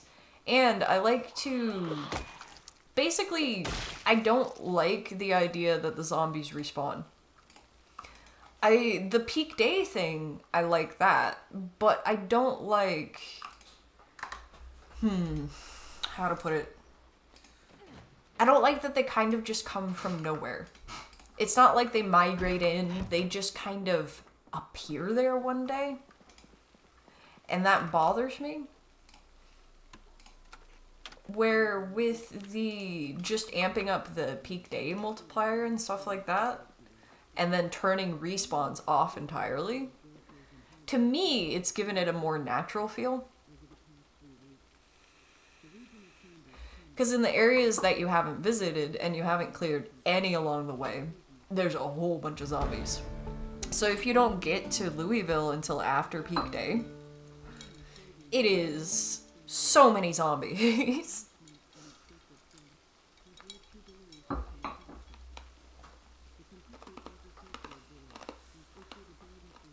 But the areas that you've cleared, it actually gives me... I feel like it gives me a solid goal. Because instead of being... You know, I'm just constantly fighting just to carve out a little bit of the world. It's... Plausibly... I could kill every zombie on the map. And then once I'm there, then we run into issues. But I've not gotten to that point yet. Especially with all the ones that are in the woods and stuff like that. Jolly fantastic.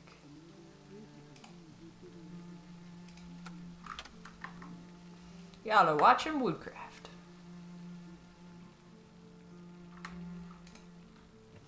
Y'all are speeding through Woodcraft. You need nachos? Nachos sound good. I don't have stuff for nachos, but I do have chips and dip. Had a little bit of a movie night. How's a wrench? Not as good. Feels like it went down a lot, in fact. I feel like fighting near the overwhelming stench is probably not good for us. But I also don't want to lure all of them at once, necessarily. Let's see what we can do.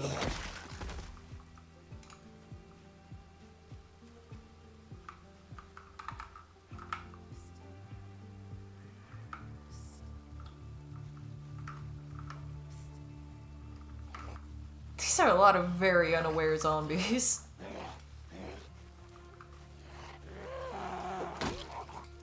Maybe I shouldn't have been worried. Although, if they're all randomly the same level of awareness, then they'll probably all notice me around the same distance. Yeah.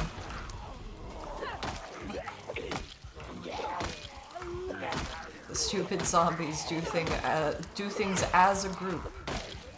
So they might win through coordination. Except I still have energy. See, some of those blows feel a lot more tactile than they used to. Like, wham. She kind of swung herself into it.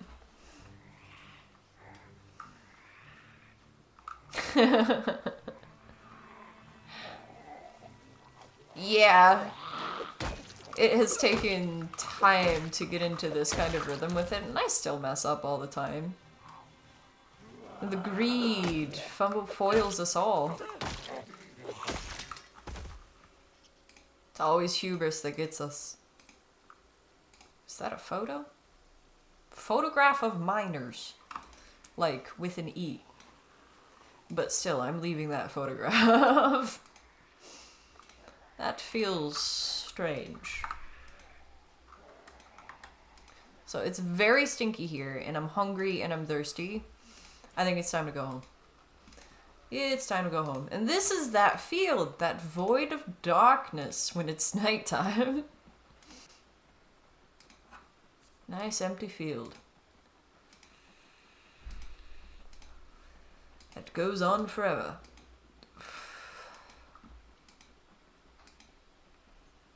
A few stragglers for us to take out when we have the energy for it.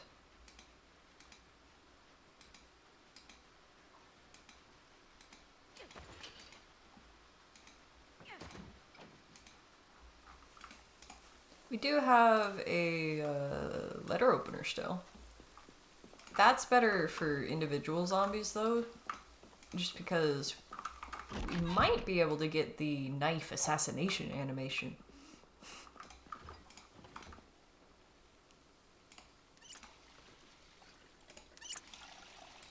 That takes them out quick, but they gotta be on their own.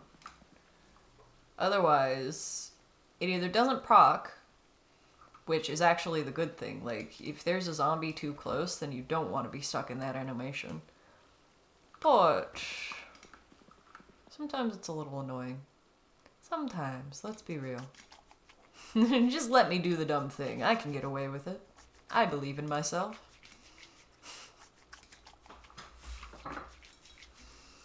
But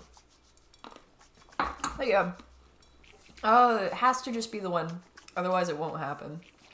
And you have to stab them a whole bunch of times, and it's a letter opener. It's gonna break pretty fast. It's already low condition. Oh. That's the helicopter.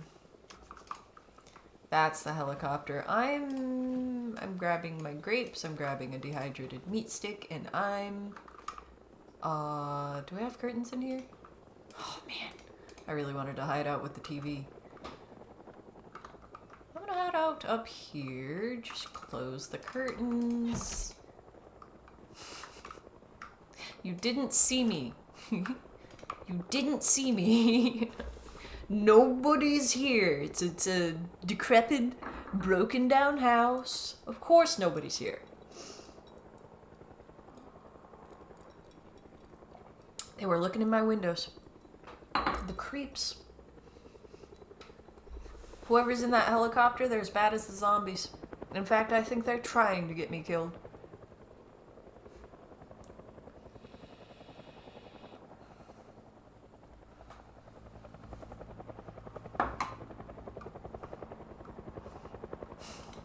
At least I got my grapes.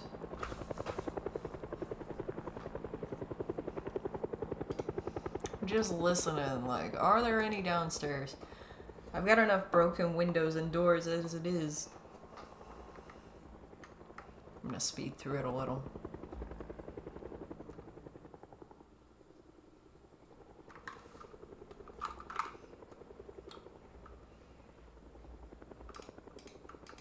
Turn the lights on, because we have curtains.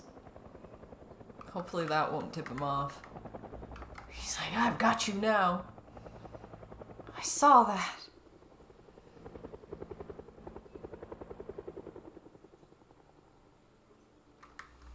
Late into the night.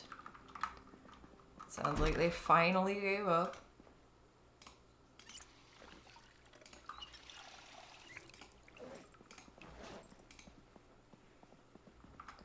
Any neighbors come over?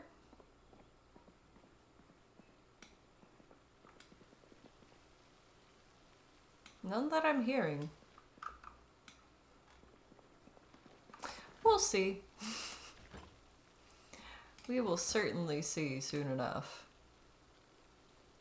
I'm gonna eat some of the cereal now, some of it in the morning. And we're gonna keep hunting for that roasting pan next. Have to remember that.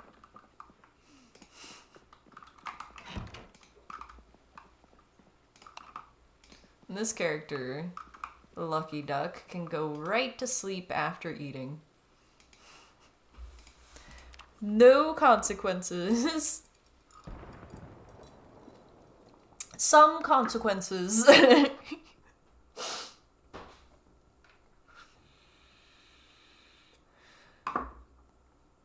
I swear I don't have the lifestyle and hobbies mod on. That wasn't me. She did not just blow up the toilet in the middle of the night. Alright, I have been streaming for 4 hours and 6 minutes. I had a feeling. This is about where I'm gonna stop for the day. But it is it's a Saturday. Oh, I love hearing like what people are doing, like where they are while they're watching stream. Because I have this guess that, judging by the times, it seems like a lot of people either on their lunch breaks or during work tune into Twitch.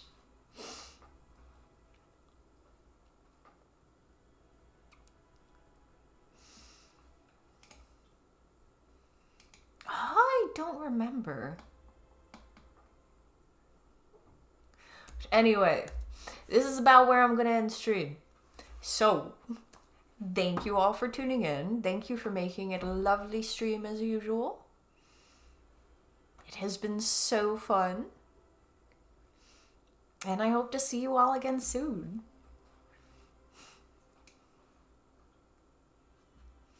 I should be streaming Monday next. Sundays I do take to myself, but the rest of the week I stream every day. Lovely to meet you too. Have a good rest of your days. Have a very happy time zone.